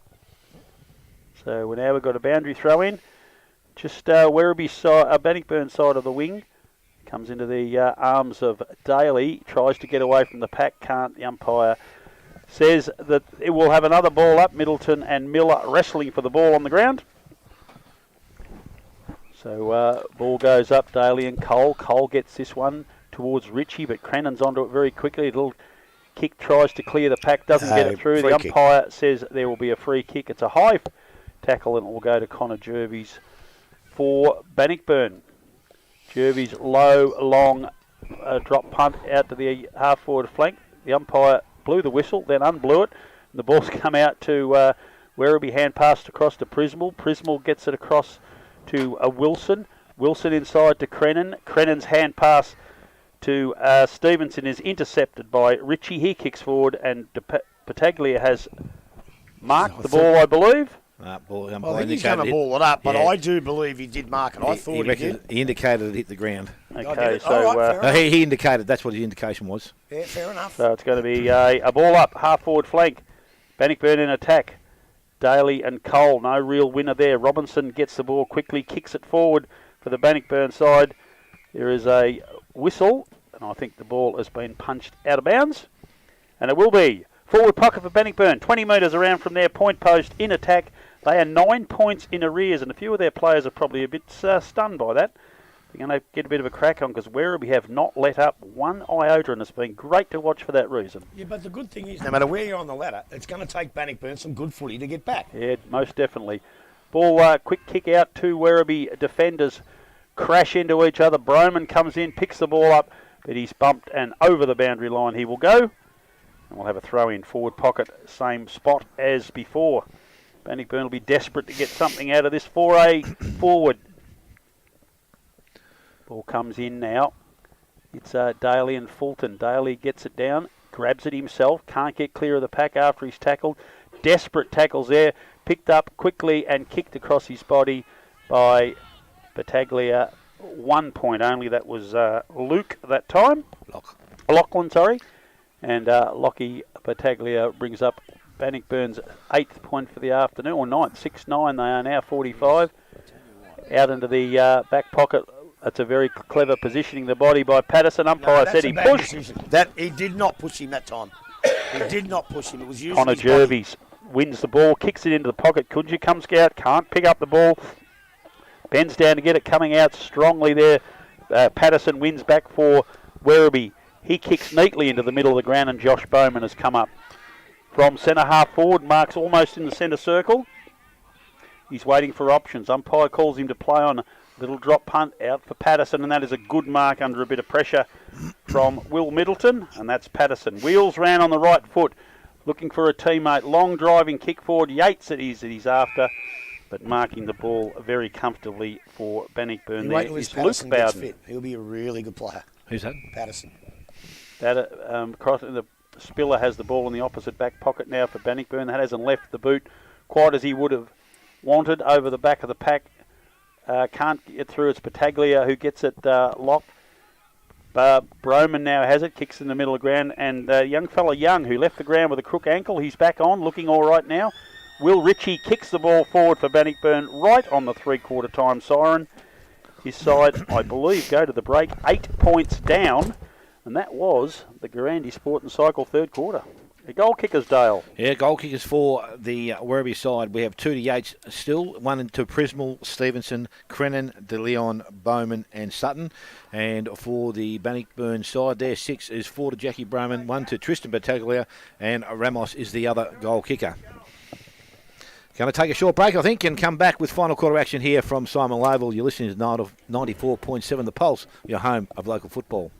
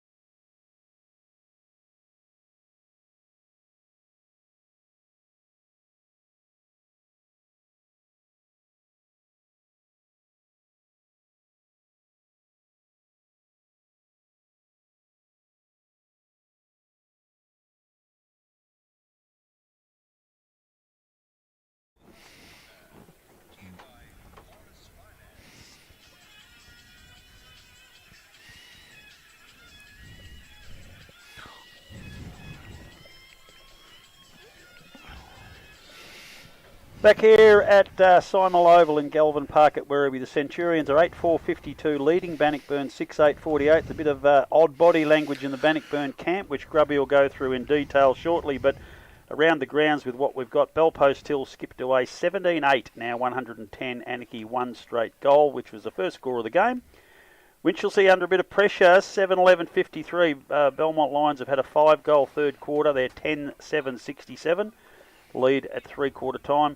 The machine is blocked. Still North Geelong 1 point in front of Thompson quarter time. The score you've had here, and a really good game, the big one at East Geelong now, 8-7-55 at three-quarter time, and Geelong West are 9-9-63, so an 8-point game there as well. And Corio 32, Inverleigh 55, but I don't think that's up to date either. Grubby, past Players' Day, you would have been expecting a good outing, but your old club must be doing you proud. Oh, look, they are. They're just having a red-hot go. As I said to you off air, there's a few blokes here running around in the seconds for the last few years. Look, with the injuries, they've stepped up. They've answered the call. Like Koutsamanis, he's going okay. Speciali, some of those blokes who have thought their senior career may be over have come out in the last few weeks, and they're just giving the club everything they've got. And that's all you can ask. You know, I see when you have a look down through the Werribee side, I thought Prismal played a pretty good game, Prismal. Brendan Wilson's been okay. Jesse Patterson come into his own, and I said during the call, once they get him fit, if he can keep hamstring free, he'll be their best player, I think, him and alongside Tyler Crennan, who also playing pretty good. Linehan Cunningham's doing all right down there. Callum O'Malley, another seconds player normally. He looks dangerous every time he gets the ball, dangerous against Centrals. You know where he's going to go, but you know, some of them have come a gutser a little bit, but he's been pretty cool down there. Bowman come into his own that quarter, and I thought Sutton was okay as well. Over at Bannockburn, Robinson was pretty good. Billy Ritchie, Bowden. Clifton's a good player. I didn't know much about him before this year, but I think he's a pretty good player, Lewis Clifton. Kunchka looks a bit dangerous. Connor Jervis. And look, just because Bannockburn are sitting where they are on the ladder and Werribee where they are, people will be listening to this thinking, oh, Bannockburn are playing bad. They're not playing bad football, Bannockburn. They're not playing as well as they did against Inverleigh, I'll give you that. But they're not playing bad footy. Werribee, both sides are playing pretty good footy. It's good to watch. Can they hold on? I still got my doubts. And you know what? I don't really care. The way what they've displayed here today, it warms me heart. They've been fantastic. Very impressive indeed. I'm really looking forward to this last quarter. It's coming quite cool as we expected. The sun's very low now. The ground's still 28 degrees, you idiot. The ground still is not seeing too much sunshine, but it's not going to take any effect away from a red-hot game of footy we're expecting. 8-point leaders, Centurions. Dale Smith, I'm sure you're as excited as I am. Take it away, old fella. Old fella, I like to hear the sound of that. Someone's going to join me very quickly, I can tell you that. Not till midnight, buddy. Not till midnight. Don't worry about that, mate. Until midnight, I'm 59. When you wake up tomorrow, you'll feel the difference. I might too if they end up winning. I go in the room for a couple of hours. Make sure that beer's warm. Yeah, your tooth's still sore. Right, that umpire's just about to start final quarter action here. As you say raised the ball. As you say that, they've done a damn good job, the umpires. I'm Yes, very they happy have. with the umpiring. Yes, ball thrown up this time. Daly was the only one that actually jumped for the ball. They try to win it out, and it's going to be Crennan that kicks the ball forward. So they go into their half-forward line. Coming out, Bowman can't take clean possession. Picked up by Measures. He looks and measures his kick and goes straight to Battaglia. Battaglia now turns and goes long into their forward line. Ball spoiled from behind. Picked up there by Buck. Didn't have his balance, but he got boot to ball. Measures, picks the ball up, and he decided to get boot to ball. No. Oh, he's played in the back. He's played in the back. There's some good pressure there, so it's going to be a free kick to Measures. He's paid in the back. I was going to say don't play holding the ball, and he's paid in the bloody back. So Measures now with the ball has got options in the middle of the ground. Will he go short? He's not looking even there. He wants to go long. He's got some tall options in the forward line. Broman's there. He goes in that direction now. Daly, good contest, picked up there. Handball goes over the top and went towards Quarrier. Quarrier got the handball back to Daly. Daly went back inside. Dangerous. Going to be picked up by Blair. Oh, he fell over the top of the ball and someone fell over the top of him. He's lucky to get away with that. So they play on now. Brisbane kicks the ball out wide. It's going to go as far as Clifton. Not too sure why he did that so quickly. Why did he do that? But Clifton now has the ball. He's got an option short and wide, and that is Jervis. Played on that side of the ground most of the day. Oh, now the umpire. Now, I'm not too sure whether he actually did move. Oh, no. But the free kick and 50 will go to Jervis, who had the ball outside 50. Will come pretty much to the top of the square and be put straight in front. So Jervis now from the top of the square can go back and kick his first goal of the afternoon, and does so, and that will bring Bannockburn that little bit closer. They move to 7-8. It is 8-4 to the Werribee side. We have gone 2 minutes, final quarter. Morris Finance, final quarter action. Well, I didn't see that. I'm glad I didn't, I think. Oh, it's just disappointing. It's Tiggy Touchwood, and it could be game changing. And the poor kid on the mark, he might have done a little mile shuffle, but we're talking inches and no difference whatsoever to action of the play. I suppose technically correct, Grubby, but it's so frustrating in a game like this. Everything's gone so smoothly and well. Where's that Winch game at? Winch. Well, it looks like to me they're 53 and Belmont are 73. Looks like Belmont are winning by 20 points out there. Yeah, they were 15 in front when I last looked, so they've got another one by the look of it. So, ball coming back to the middle. That was kicked over into the park a little bit. Cricket's finished for the afternoon. Must have got an early declaration. Fair weather players over there. Sun goes down and they disappear. It doesn't matter, mate. They played the weather. Should have seen them when they was it last year, the year before they were playing in the rain. Yeah. Rocks in there. Back in the middle now. Umpire's about to throw it up. Daly and Cole. Daly's left hand to Prismal. Does a very good job. Prismal kicks down looking for a teammate. Patterson uses his body very well. It was a free kick. It was a free kick. Spiller has released the ball for Bannockburn across to Middleton. Middleton in the middle to Cole. Cole kicks out wide. Bowden. No, it's Clifton actually. Clifton. Nice little pass, and Connor Jervis on the phone. He has played on without doubt. But kicked in the middle of the ground, and Lock Middleton takes the mark. They got blokes loose everywhere. He has found Pataglia. That's Lockie loose on the half-forward flank for Bannockburn. He's going back looking for his options. Bowman's led early. Daniel Measures has come down from half-back. He's marked right on the 50-metre line. Player holding his eyes, a hand up for the sun, and that will be Ramos. I reckon they run out of gas. There was 3 or 4 blokes that tried valiantly to get to where they needed to be, and they just couldn't get there. So Ramos for Bannockburn has the ball. It's tighter than 45. It could even be as tight as 30-degree angle in the pocket. The sun's come back out. Shadows all over the ground. We go to my car, get the protractor out. You might need the protractor as Ramos comes in forward pocket. Leaves the boot nicely. He is really, really happy. And so are all his teammates now. He must have been copping a bit of gob from the fence. He did a little bit of a turkey dance as he ran back to the middle. But that has been good enough, I believe, to put Bannockburn in the front. Those 2 goals, is it? And, yes, they are back in front, 56-52. And that's 4.5 minutes into this Morris Finance final quarter. Yeah, look, I just watched them running down. Bannockburn players made position. I could see the Werribee blokes. They knew where they had to get to, and they just couldn't get there. I think their legs have just about run out. And once they've been headed, what they've got to do now is show the fight that they've shown for the first 3 and a bit quarters. And as I said before, winning and losing for Werribee doesn't really matter. But they've got to fight it out like they've fought out the first 3 quarters. There's no doubt about that. So we're back in the middle. Ruckman go at it again. Daly again. First tap on the ball. Running onto it. Miller slides in. Just couldn't get clean possession of it. So Bannockburn now with an opportunity. But again, some desperation for Werribee as Grubby's called for. And that was pretty good. Bowman was there also helping out. So they've been able to hold things up at the forward end of the centre square. Ruckman again. Daly gets the ball out. Went to Crennan. That was well done. But he just overran it a little bit. Handball goes out. Into the hands now of Jervis. Jervis looks up and goes into the forward line. That's a good kick. And again, Linehan Cunningham couldn't have done much with that. No chance in the world of doing anything with that. Not with a kick like that. That's a beautiful Fulton kick. Is now going to go back from right on 50 and shoot for goal. Well, he's been their bogey man for about 10 years, I reckon, Fulton. But he hasn't quite played his magnificent game today. But he'll probably slot this, I reckon. So Fulton now is going to need every bit of the 50 metres he's going to need to kick it. He steps in now. Gets good purchase on the ball. It's a nice looking kick. The distance will be there, but the accuracy is not. And it's through for a minor score. So Bannockburn now to 8-9. They lead Werribee on 8-4. And we have gone just over 6 minutes, final quarter. trying to get a quick around the grounds, but the old computer, she's ground to a halt, sadly. As O'Malley, casual. He's been casual all afternoon. Glad that gate's there. So I don't think he jumped the fence.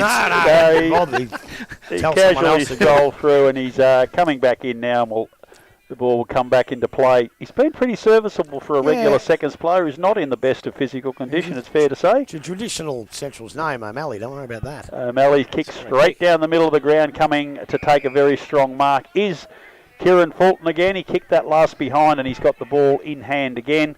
Looks like he's gone back into the traditional ruck spot now. Looking for a lead. It's going to be over the back. Battaglia kicks into the forward pocket. Link Peters comes out, overruns the ball with his opponent there, kicked out towards Sutton. He can't get away from the pack. He's tackled, and the umpire surely will ball it up. Been a bit quiet, Linky Peters, today. Yes. Yes, he has. So I'll have a throw up. We're about 30 metres out from Bannockburn's goal. They're in attack. Daly does a really good job coming through as Broman, but kicked off the ground very quickly. Jai Robinson is the recipient of that. He kicks into the high one into the forward pocket, looking for a teammate. Punched away. Peters picks up the ball. He can't get anywhere. Werribee player tackled immediately. And we're going to have a ball up. This time only 15 metres out from Bannockburn's goal. They've sort of changed the momentum of the game recently. They're starting to really get on top and flex their muscles. And Daly and Fulton. Fulton whacks the ball back out into the dangerous spot. Ritchie tries to run onto it. He can't. Very cleverly done by Buck. Buck kicks it across to Brendan Wilson. He had nowhere to go other than to kick it straight to Luke Young. He kicks down the line and finds Daniel Measures, who's been a very, very good player this afternoon for Bannockburn. Kicks across in the middle of the ground and finds Cole. Cole has got a loose player on the far side of the ground. That is Clifton. Clifton hand passes over to Jai Robinson. He hand passes further to Middleton. He kicks into the pocket to a lead, and coming out and taking a mark is Lincoln Peters, who's been moved forward. As soon as I say he hasn't had a kick, Peters, he takes a mark. Well, you watch him dob this. So Peters in the forward pocket. He wouldn't have had too many shots at goal so far this year, operating from a half-back flank. So he comes in now, Peters. Kicks from the pocket. It's long and it's straight, and he's done exactly what Grubby said he would. Yeah, I knew he would.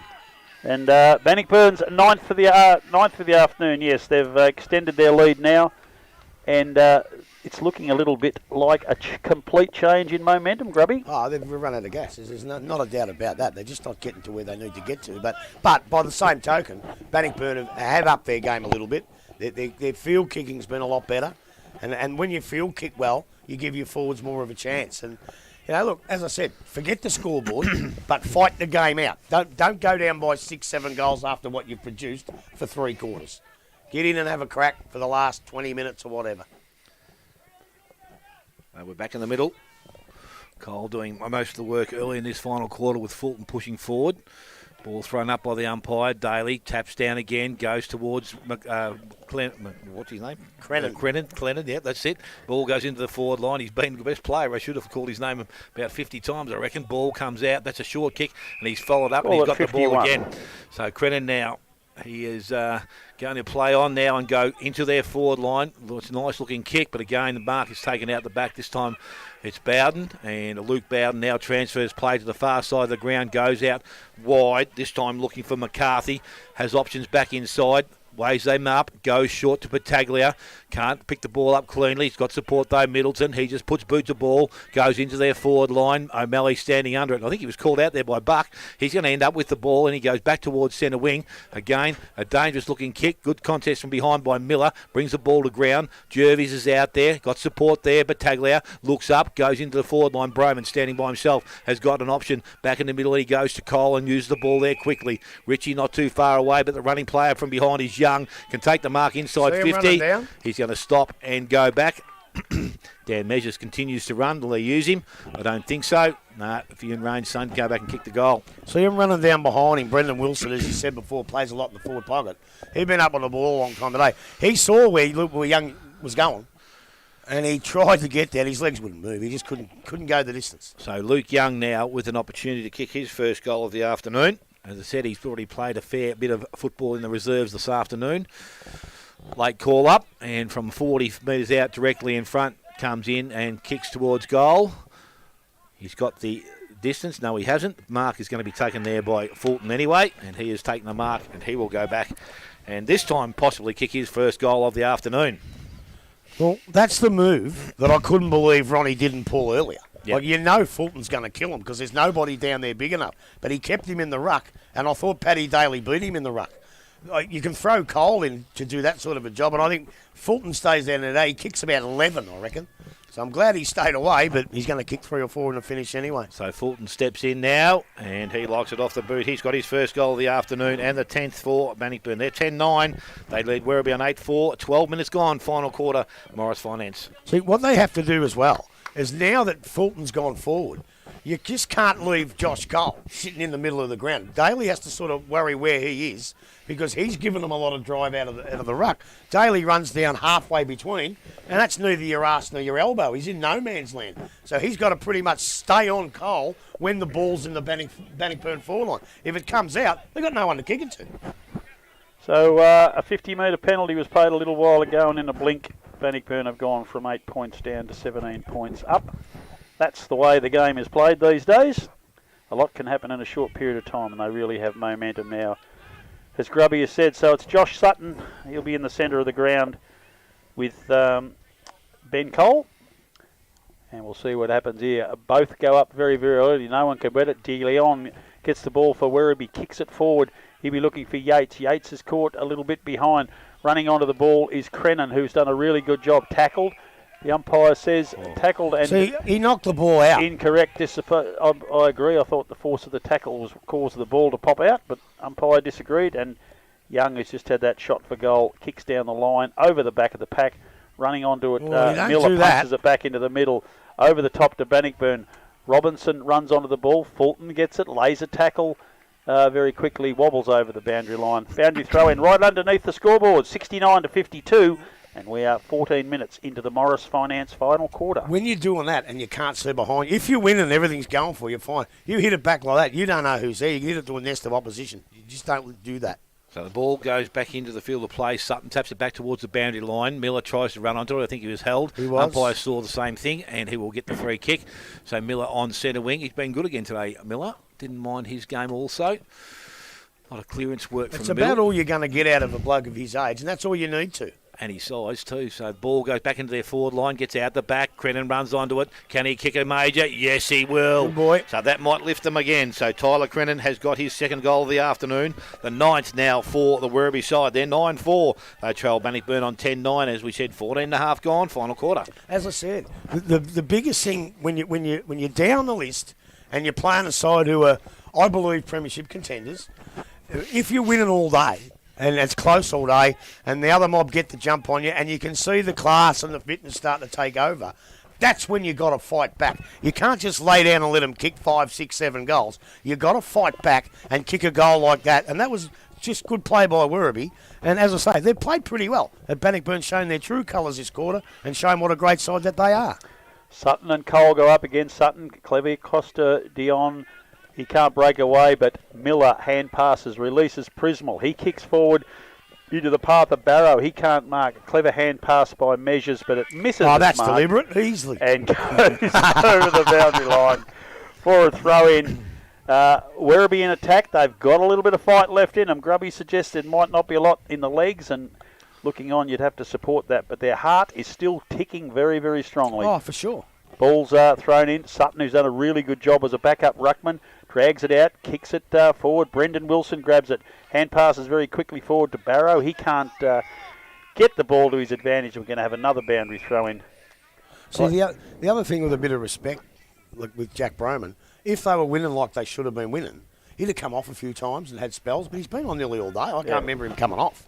So he's shown a bit of respect for the Werribee footballers. So ball's thrown up this time, punched away by Cole. Prismal stands very strongly in front of Middleton. I reckon Werribee deserved a free kick there, didn't get it. Young gets it. Hand pass across to Wilson. De Leon is smashed in a tackle. Prismal is also dispossessed in a tackle. Battaglia gets it, whacks it forward. Coming through strongly is Fulton. Hand passes to release Middleton, but coming out very strongly is Linnea Cunningham. Miller is tackled high. The umpire says he's blown a whistle and he's still dealing with something that happened a few seconds earlier. That's a stupid decision because he bumped him. If you tackle him, it's ball. He bumped him. You cannot play holding the ball off a bump, surely. It's early rise, and there'll be a free kick to Kunja for Bannockburn. An unrealistic attempt by Chad Buck to jump up and mark that. Went way too early. And that was a straight-out free kick, straight out of the book. That's good umpiring. But I just don't think you can play holding the ball when a bloke runs in and bumps a bloke. Surely you've got to tackle them. I'll ask Keats that. Kick leaves the ball. No, you are right, Grubby. There's no doubt about that. Quick snap at goal by Tristan Battaglia. Way across the ground. Coming through first is Jai Robinson. Runs around deep into the pocket on the left foot. Squeezes it forward. It's touched through. Very good defensive work by Werribee. And that is another minor score. 10-11-71. Bannockburn, Werribee are 9-4-58. And we've just gone past 17 and a half minutes into the Morris Finance final quarter. They've got it back, Werribee, on their terms. In the back pocket there, and taking that mark is Speziali. He runs around the man on the mark now. Kicks out a long, low drop punt looking for a teammate, but coming in to take the mark for Bannockburn is Jervis. Jervis spots one up looking for his coach, who doesn't let him down with a strong mark. Contested mark, one hand, palmed it across to the other, and Jack Broman will have another shot for goal. It will be his 7th for the afternoon. Kicks across his body, right through the middle. His 5th for the afternoon to go with one out in the full and a behind. And 18 minutes into the last quarter. Bannockburn have taken the pressure off again. Grubby, does they look home? Yeah, they're home. They've probably been home for mine most of the day. It was just a matter of time. But what happens with good sides, sometimes they don't play that well against the lower sides, and sometimes they can get beat. So it takes a good side just to get themselves out of that rut and come back and play a really good quarter. And they've done that this quarter. Broman, well, he's just a fantastic player. There's no doubt about that. And, look out, we've got sausages galore here. But sausages. Look, and they are a good side. Grubby, do you want to call for a while Dale and I eat these? Yeah, all right. No worries. They will be right. It's too hot anyway. We probably need another goal to let it cool down. So we're back with the umpire in the middle of the ground. And as we tick towards the 20-minute mark of the final quarter, Benny Cole's done most of the work in the last quarter, and he taps the ball down, goes to Middleton, tries to burst his way through, able to do so, goes back on the right boot, goes back towards big fella in Fulton. He can't take the mark, hits the ground. Linehan Cunningham gets the ball out, went back and collected it again, tackled, and the ball's not coming out. Umpire will come in and ball it up just outside the forward 50 of Bannockburn. What I do like about the whole day and the whole game is there's a few people not happy with what happened last year with Willie Middleton. None of that rubbish today. They haven't gone after him, and it's been good, clean, hard football. So the ball's now tapped out. That was a nice tap out. Goes towards Ritchie. He brings it back. I tell you what, he brings it back nicely. And Billy Ritchie has got his first goal of the afternoon. And the 12th now for Bannockburn. They're 12-10. They lead Werribee on 9-4. And we have gone, as I said, 20 minutes final quarter, Morris Finance scoreboard. And that's what I've been saying, Smithy. You know, the pressure that they put on Bannockburn today has been fantastic. But as they've just run out of gas, like, it was a great goal, but he had 15 minutes to kick it. You know, earlier in the game, you get tackled and thrown to the ground or, you know, pressure, and they've just run out of gas. So ball back in the middle now. Bannockburn are out by 24 points now. 12-10 to 9-4. Up Daly gets it down. Looking for a teammate there, but coming through first is Robinson. He taps it down. The young fella, Stevens, comes through, hand passes across, but it is Connor Jervis for Bannockburn who releases. Kicks it down to Tristan Battaglia, left footer into the forward pocket. Lincoln Peters, who's been shifted forward, and it's been lively. Gets it across. Koutsamanis for Werribee. He gets it back again after hand passing away. Hand passes again, but it's come back in the pocket to Peters. Peters hand passes back to Battaglia, kicks across his body. Going to be a bounce, but coming through for Werribee to save the day is Heath Buck. Kicks out to the half-back flank. Wilson, Heath Buck. Chad Buck gets into the pocket, coming through is Patterson. He hand passes it to Brendan Wilson, who's really worked hard today and is struggling. Bowman has the ball punched away. Jervis is tackled high, and he will take a free kick for the Bannockburn side. Kicks into the middle of the ground, and Ritchie, who kicked that last superb goal, takes the mark, kicks across into the pocket, and Bowden coming forward for the Bannockburn side. That's Ryan Bowden. Neat little pass from him, and Kieran Fulton on the lead, comes out and marks above his head. 45 metres out directly in front. They already lead by 24 points. If the lady was not on the rostrum, she will be if he kicks this straight. So Fulton has been quite influential the times he's been forward. He's probably lowered his colours a little bit in the ruck to Daly, I think. Yeah, only just. It was pretty close. Yeah. It was pretty close. Daly's got a lot of tap-outs, but sometimes they don't go where he needs to go. He'll learn that. So Fulton is taking a while. He knows the importance of this kick. It will finish the day. It'll finish the charge from Werribee. If he can get it, the distance won't worry him.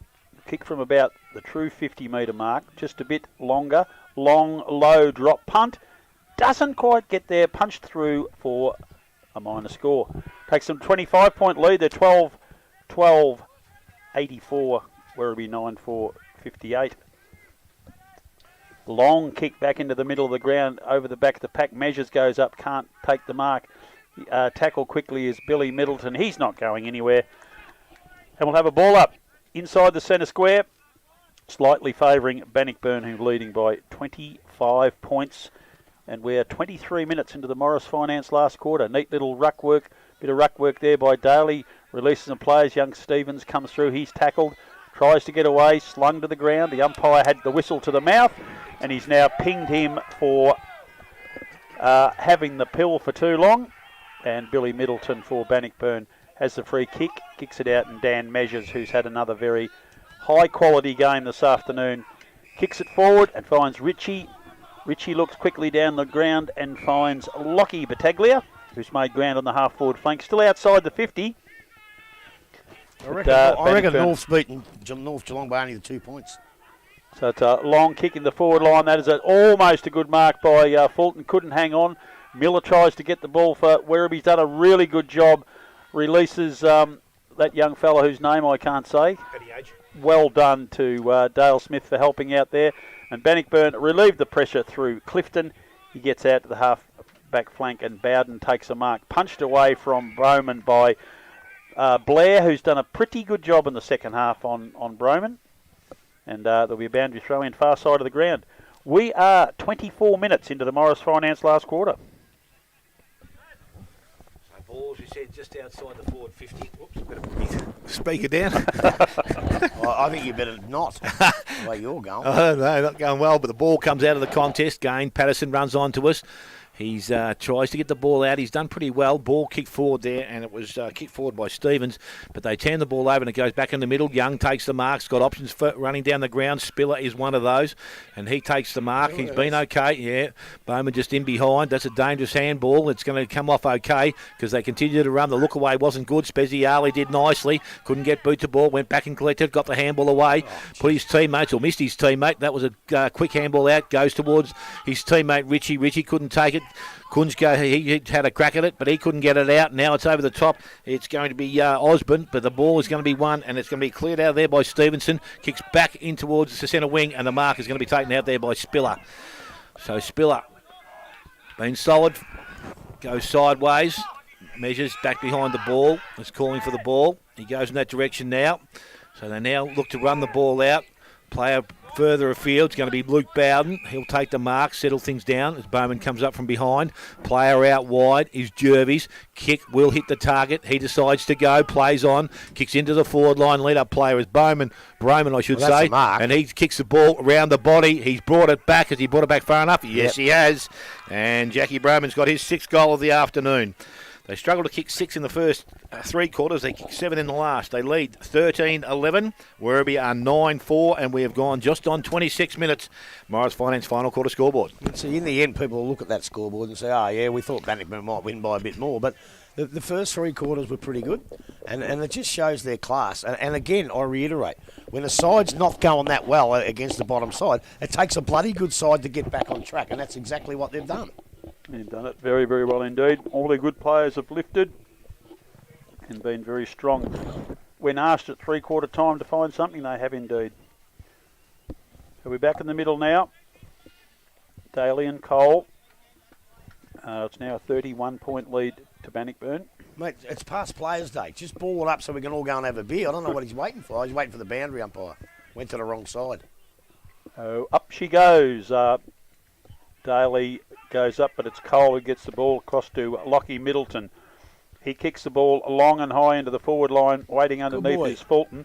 Comes over the back of the pack to Kunja, almost crumbed a goal, but just out of his reach, went through for one behind. O'Malley very quickly, that's the quickest thing he's done all day, kicks it straight down the middle of the ground and finds Paddy Daly, who's been very serviceable for the Centurions this afternoon. That's a wobbly old punt out towards the half-forward flank, but Josh Sutton's done a very good job. Gets it across to young Stevens. He kicks into the forward line, looking for a teammate there coming out doing a very good job. As usual is Daniel Measures. Holds things up a little bit. Patterson tries to break through. Middleton gets the ball to Measures. He gets it out in the towards the boundary line. De Leon comes out for Werribee. Dodges around a couple. Tackled. It's a hand pass across to Patterson. He to Wilson. Wilson does a clever little job to con the umpire. Plays on and kicks a beautiful goal.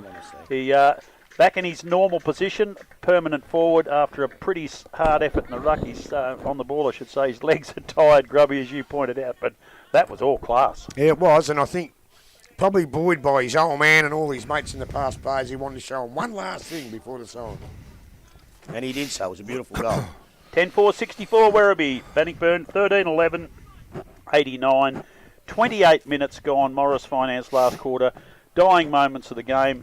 Class won out in the end, but geez, I can't sing the praises of Werribee enough this afternoon. They've really impressed me. So we're back in the middle, and wouldn't be too much longer to go. Daly again, taps the ball down. They've done this pretty nicely most of the day. Unfortunately, couldn't leave the ball behind this time. Picked up there, kicked there forward by Steve. Went towards centre half forward. Again, they've got some options there over the top of the ball. They try and win it out, but Bowden gets it out, and they do the 1-2. Clifton, I think it is, tries to kick the ball off the ground. Bath was taken without the ball, and he'll win a free kick. So Bath now will go back and just steady things down, I think, for Bannockburn. He's got a player in the middle, and Middleton if he wants to go there, but he decides not now. He's going to go sideways to Cole, just take up some time. So Benny Cole now is deep in defence. He's going to go to club room side of the ground, goes towards centre wing, over the back. Broman can't take the mark, try to get the handball out to Measures. Measures is there. Broman went back after the ball again. Again, it's worked in there pretty hard there from Wilson. And Middleton tried to take it out of his hand. So on centre wing, the ball's going to be thrown up with Daly doing the ruck work. Cole arrives now. So it's thrown up. Ball comes down in the contest, goes to Daly. Daly picks the ball up, gets the handball, or didn't try to get the handball out, but he was tackled, and the umpire will come in and take possession of the ball once again.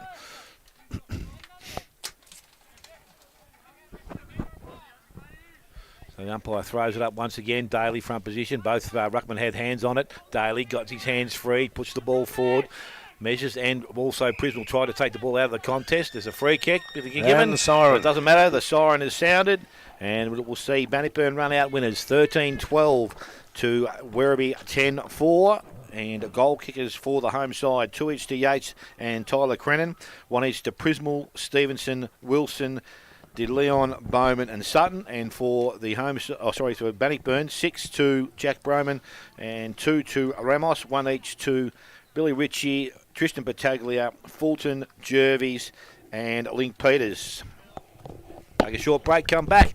We'll go through all the action here from Symal Oval. You're listening to 94.7 The Pulse, your home of local football.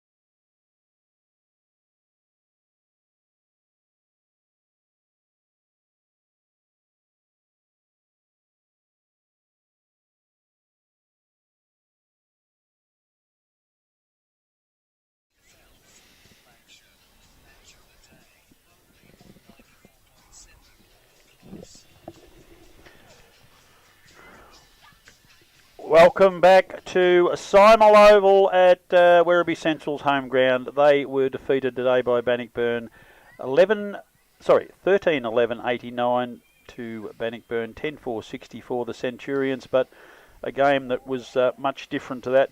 Around the grounds, updated as we can, Anarchy 1 goal 2, but a very accurate Bellpost Hill have kicked 22 goals 9. Winchelsea 10-12-72, but it looks like Belmont have got over them 13-10-88. North Geelong 8-9-57, Thompson 9-14-68. Don't know what stage of these are up to.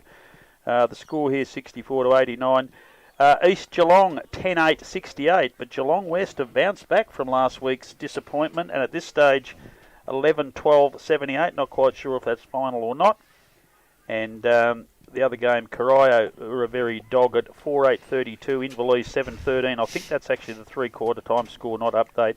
And I got a text message from a very happy Jenny Sewell who said her 16-year-old kicked a goal in his debut game for Inverleigh, so he was happy with that. I don't know if you gentlemen have got your votes yet organised. You might need a little bit more time. I've actually got mine organised, and I reckon they're the easiest that I've ever had to deliver. Very comfortable. So do you want me to go first, Grubby, or do you want to have a bit of... Way you go. I would like to apologise first to Daniel Measures and Jai Robinson, but I want to give one vote to Connor Jervis, who dominated on his wing, the far side that he stayed on all afternoon. 2 votes to Jack Broman for kicking 6 goals, a couple of them when the heat was out of the game at the end, but he was superb in the first half. But Tyler Crennan from Werribee Centrals was superb today. I think he was one of the real reasons their side was in this game for so long. And in a losing side, I know, but I thought that he was the most dominant four-quarter player on the ground. Well, I've given 1 vote to Jackie Broman for his 6 goals. I've given 2 votes to Billy Ritchie. Every time I see this kid, he gets better and better. And I also gave 3 votes to Tyler Crennan. I gave 1 vote to one of your apologies in Jai Robinson. I thought he was pretty good for 4 quarters. I gave 2 votes to Tyler Crennan, and I just couldn't go past Jackie Broman's game because I think if he didn't play, I think Werribee Centrals could have won that game. And I think he was the difference between the 2 sides. So I've gone in for 3. Well, we weren't far away from the mark, so that's good. It's very impressive. So, Grubby, let's talk about the... Hang on, you better give me the tally. Who won it? Tyler Crennan. He did he? With 2 threes and 2 threes and a 2. as opposed to 2 2s and a 3. You blokes have got no idea.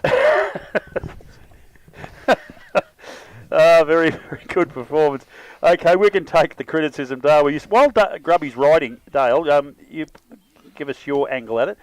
You're coach of the Werribee side. What are your thoughts? What do you say to the players after that? Well, you can't be too disappointed. As I said, for 3 quarters they gave their all, and as I said, when the petrol tickets run out at some stage, then... And they sort of noticeably did, didn't they? Oh, I know it's much... It's just things started to happen more for Bannockburn. They started to open the game up a bit more. The players that were getting their hands on the ball, they seem to have more free players. So, whether that's fitness, whether that's just their mental approach to it, not to be able to switch on for that extra bit that they needed.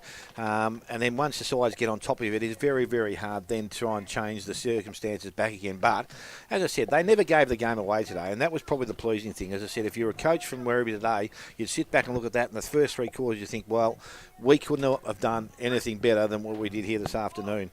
As I said, now they've got to that stage. They've now got to work on that 4th quarter.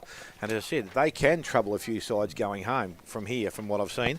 And it makes a difference when you do start to bring 2 or 3 of their senior players that they've had out for some time, getting them back into the team, and things will start to settle. And as I said, the longer there's... Well, Grubby's already mentioned that the longer that Jesse Patterson can continue to play, obviously Chad Buck's first game back, so he will only get better. Paddy Daly's only been back for 2 or 3, so they're slowly starting to get that quality back into their side, and 2 or 3 more would make a difference. We both pointed out, or Grubby pointed out before the game, both these sides play with 29 to 40 points.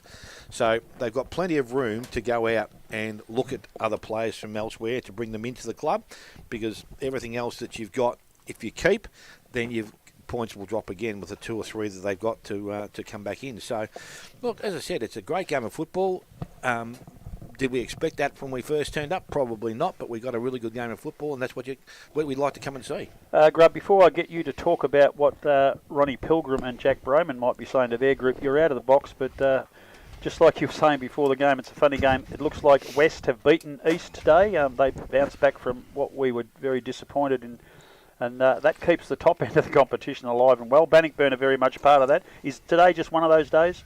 I think when you get spoken to by a legend, when you got past players, when you probably play better football than you've played all year, the competition sometimes isn't that far away if you can play your best football. And that's what Werribee did. They played their best football. But in that stage, Bannockburn weren't playing that bad. They kept in distance and they always looked like they were going to probably run away. I disagree with Smitty when you say they didn't run out of gas. I was actually watching behind the play towards the end rather than just watching the football. And look at that. Look at that. What time are you playing soccer, Bernardo? But what they did do is they knew where they had to go, and they just couldn't get there. Blokes like Patterson and Buck playing their first game. There's a lot of kids who come from the seconds, a kid up from the 16s. They just didn't quite have the fitness. Now, even if they had the fitness, I still think Bannockburn would have won the game. Well, maybe not if that bloody Broman didn't stay home. If he stayed home, it might have been all right. But, look, it was fantastic. But next week, I think they travel out to North Geelong. Right, and if they play the football they played here today, they will win that game. But they've got to play it. Maybe they get another one back. I don't know. But they've got to go. You've got to try and play that footy now every week. Don't wait for past players and a good side. There's always been a real between these two sides. There've always been big clashes. What else I might like to say is, how good was the game in spirit? Yeah. Not one push and shove, not one punch, not one player had to come in and remonstrate. I'm not having a go at these two blokes, but Nick Smith and Peter Riccardi didn't like each other, and I just think that contributed a little bit to the way that the two sides played. As I said before, there's a few blokes not happy with what Willie did, and that's not Willie normally too. That was something out of the blue from him last year, but they never went for him. They never did it. They just played football, and that's what you like to see, because the old games when we had Bucky and Ronnie Pilgrim, there was some tough stuff went on there. But it was all fantastic after the game, and that's what will happen here tonight. It's an interesting point you make there, because it wasn't a pleasant day here last year, and the aftermath from it was even more unpleasant. But to come back and have those two blokes with this incredible mutual respect and admiration talk to us pre-match, take that back to their camps, you're probably not surprised to see what we saw unfold. And I told you that had happened. I said that right early in the season, and I knew that had happened. And sometimes sides play through their coaches, and with the respect they had in here, it was fantastic. But the main thing is Bannockburn to get into the top three have to keep winning. And it doesn't matter if they come out to Werribee and win by 3 or 4 goals, or they go to somewhere else and win by 25. They've just got to keep on winning. And if they can do that, I think there's still a danger. Yep, they're a little bit below today, but maybe Werribee's enthusiasm spoiled them a little bit. And they might have taken it a bit lightly as well, who knows. But they have proved that they are one of the better sides in the competition, and I think they can challenge. Look at them out at Inverleigh. You know, they almost took that game away from them, and they probably should have beat West first up. So that would have put them nearly on top of the ladder. So they're still in it up to their teeth. Don't you worry about that. A great performance by Werribee, but when all the dice are counted, Bannockburn won what they had to win. Yeah, just following up on those scores. Big win, Bellpost till 160 over 8 from Werribee. Belmont Lions, big second half, got over Winch to win by 16 points. Thompson, 11-point winners over a very gallant North Geelong. As I said, 25-point winners here, Bannockburn over Werribee. 10 points, looks like near final score. It hasn't gone up as final, but West have still got their nose in front of Eastern. Inverleigh skipped away in the last quarter to win 108 to 58 against Corio. Next week, boys, I think you'd already decided that it's Inverleigh that you're planning to head to. I'm out next week with a torn hamstring, unfortunately, so Grubby no doubt will call on the cast of thousands that he has to fill the position, but East versus West at Richmond Crescent. No, that's today, you dumbass. Inverleigh versus Geelong West. Yeah, look, I'm that happy with Werribee's performance today. I think we'll go out to North Geelong next week. Yeah, North Geelong versus Werribee. There's another good option. I think we better go to Inverleigh. Is that maybe nearly 1 versus 2, wouldn't it? Yeah, I think so. Yes, it will be. It will be now, after today. And the other games Inverleigh, Geelong West, East Geelong host Anarchy, Belpost Hill and Winchelsea. As Grubby said, Werribee Centrals will host North Geelong. Will they? According to this. Thompson will go... No, they're at home to Corio, and Belmont Lions, Bannockburn. So Inverleigh versus Geelong West, clearly the match of the day next week. Yeah. So that's where we'll be going. David Steele, put that in your little diary. If you boys have finished Grubby, you can go and present Tyler Crennan with his Best On Ground Yards Hotel voucher. I've also got to present the King of the Highway trophy too, but Bannockburn left it at home. They were that confident they left the trophy at home. Oh, did they? You don't like that cockiness. And before I do say it, I will present it if it's not there, but I'll congratulate him. And I just want to say hello to Billy Caldo. Yeah. Great man. Good on you, Billy Caldo. Before up there. we go, mate, we better wish the old fella happy birthday. Yes, it is. I was going to have a little bit He's of going to have a sing-song. day out in Melbourne tomorrow, so he reckons he's not going to the footy, but who knows, he might just play up tomorrow. Happy birthday to you. We might be 60 years of age. 53. I'm going in the city. I might sneak out. If the business goes for a bit of a snooze, I'm gone. I'm going down the Out the MCG. Yeah. So what's plans, mate? What are we having a night out in Melbourne? Are we? Yeah, night out in Melbourne. We've got go to the Langham for lunch. Yes. We've got a couple of free tickets there, and we've got free gold class tickets to the movies. There's not much on, but Oh, you have to go and watch Top Gun, wouldn't you? well, Hey, I reckon it's who would you sensational. thought he'd be an old romantic? Yeah. A roll rough around the edges, grubby-cations, taking the dial to the pitches. don't you worry about it, mate. If I could get out of it, I would. And I still might. If there's nothing on, I'll give the tickets and she can take me to it next week. I hate the pitches. Hate it. Don't go to sleep. That's most embarrassing when you do that. But all the best to you, fella. Thank you very much. Yes. Yeah, Jordan, the lead age group you will be. And I'd like to thank you two blokes too. We thought we were coming down here for a pretty big flogging, but you did the right thing by me, and you were rewarded. Yeah, no. And see Geelong, 97, Adelaide Crows, 55, and Brisbane have just got over 14-point Giants, wins yeah. over Greater Western Sydney.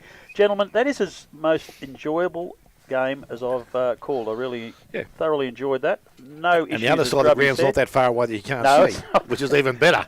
Not that bad today. Well done. Thank you very much. We'll catch you next week. This has been 94.7 Pulse GDFL match of the day from Werribee. Thank you very much to David Steele again, and Elvis Presley. Bring it on. Happy birthday, Grubby. Thanks, mate. Good on you. No, we're just playing one of the... we're playing a rubbish side. We'll win easy, Steeler. Thanks, mate. Good on you, mate. Righto.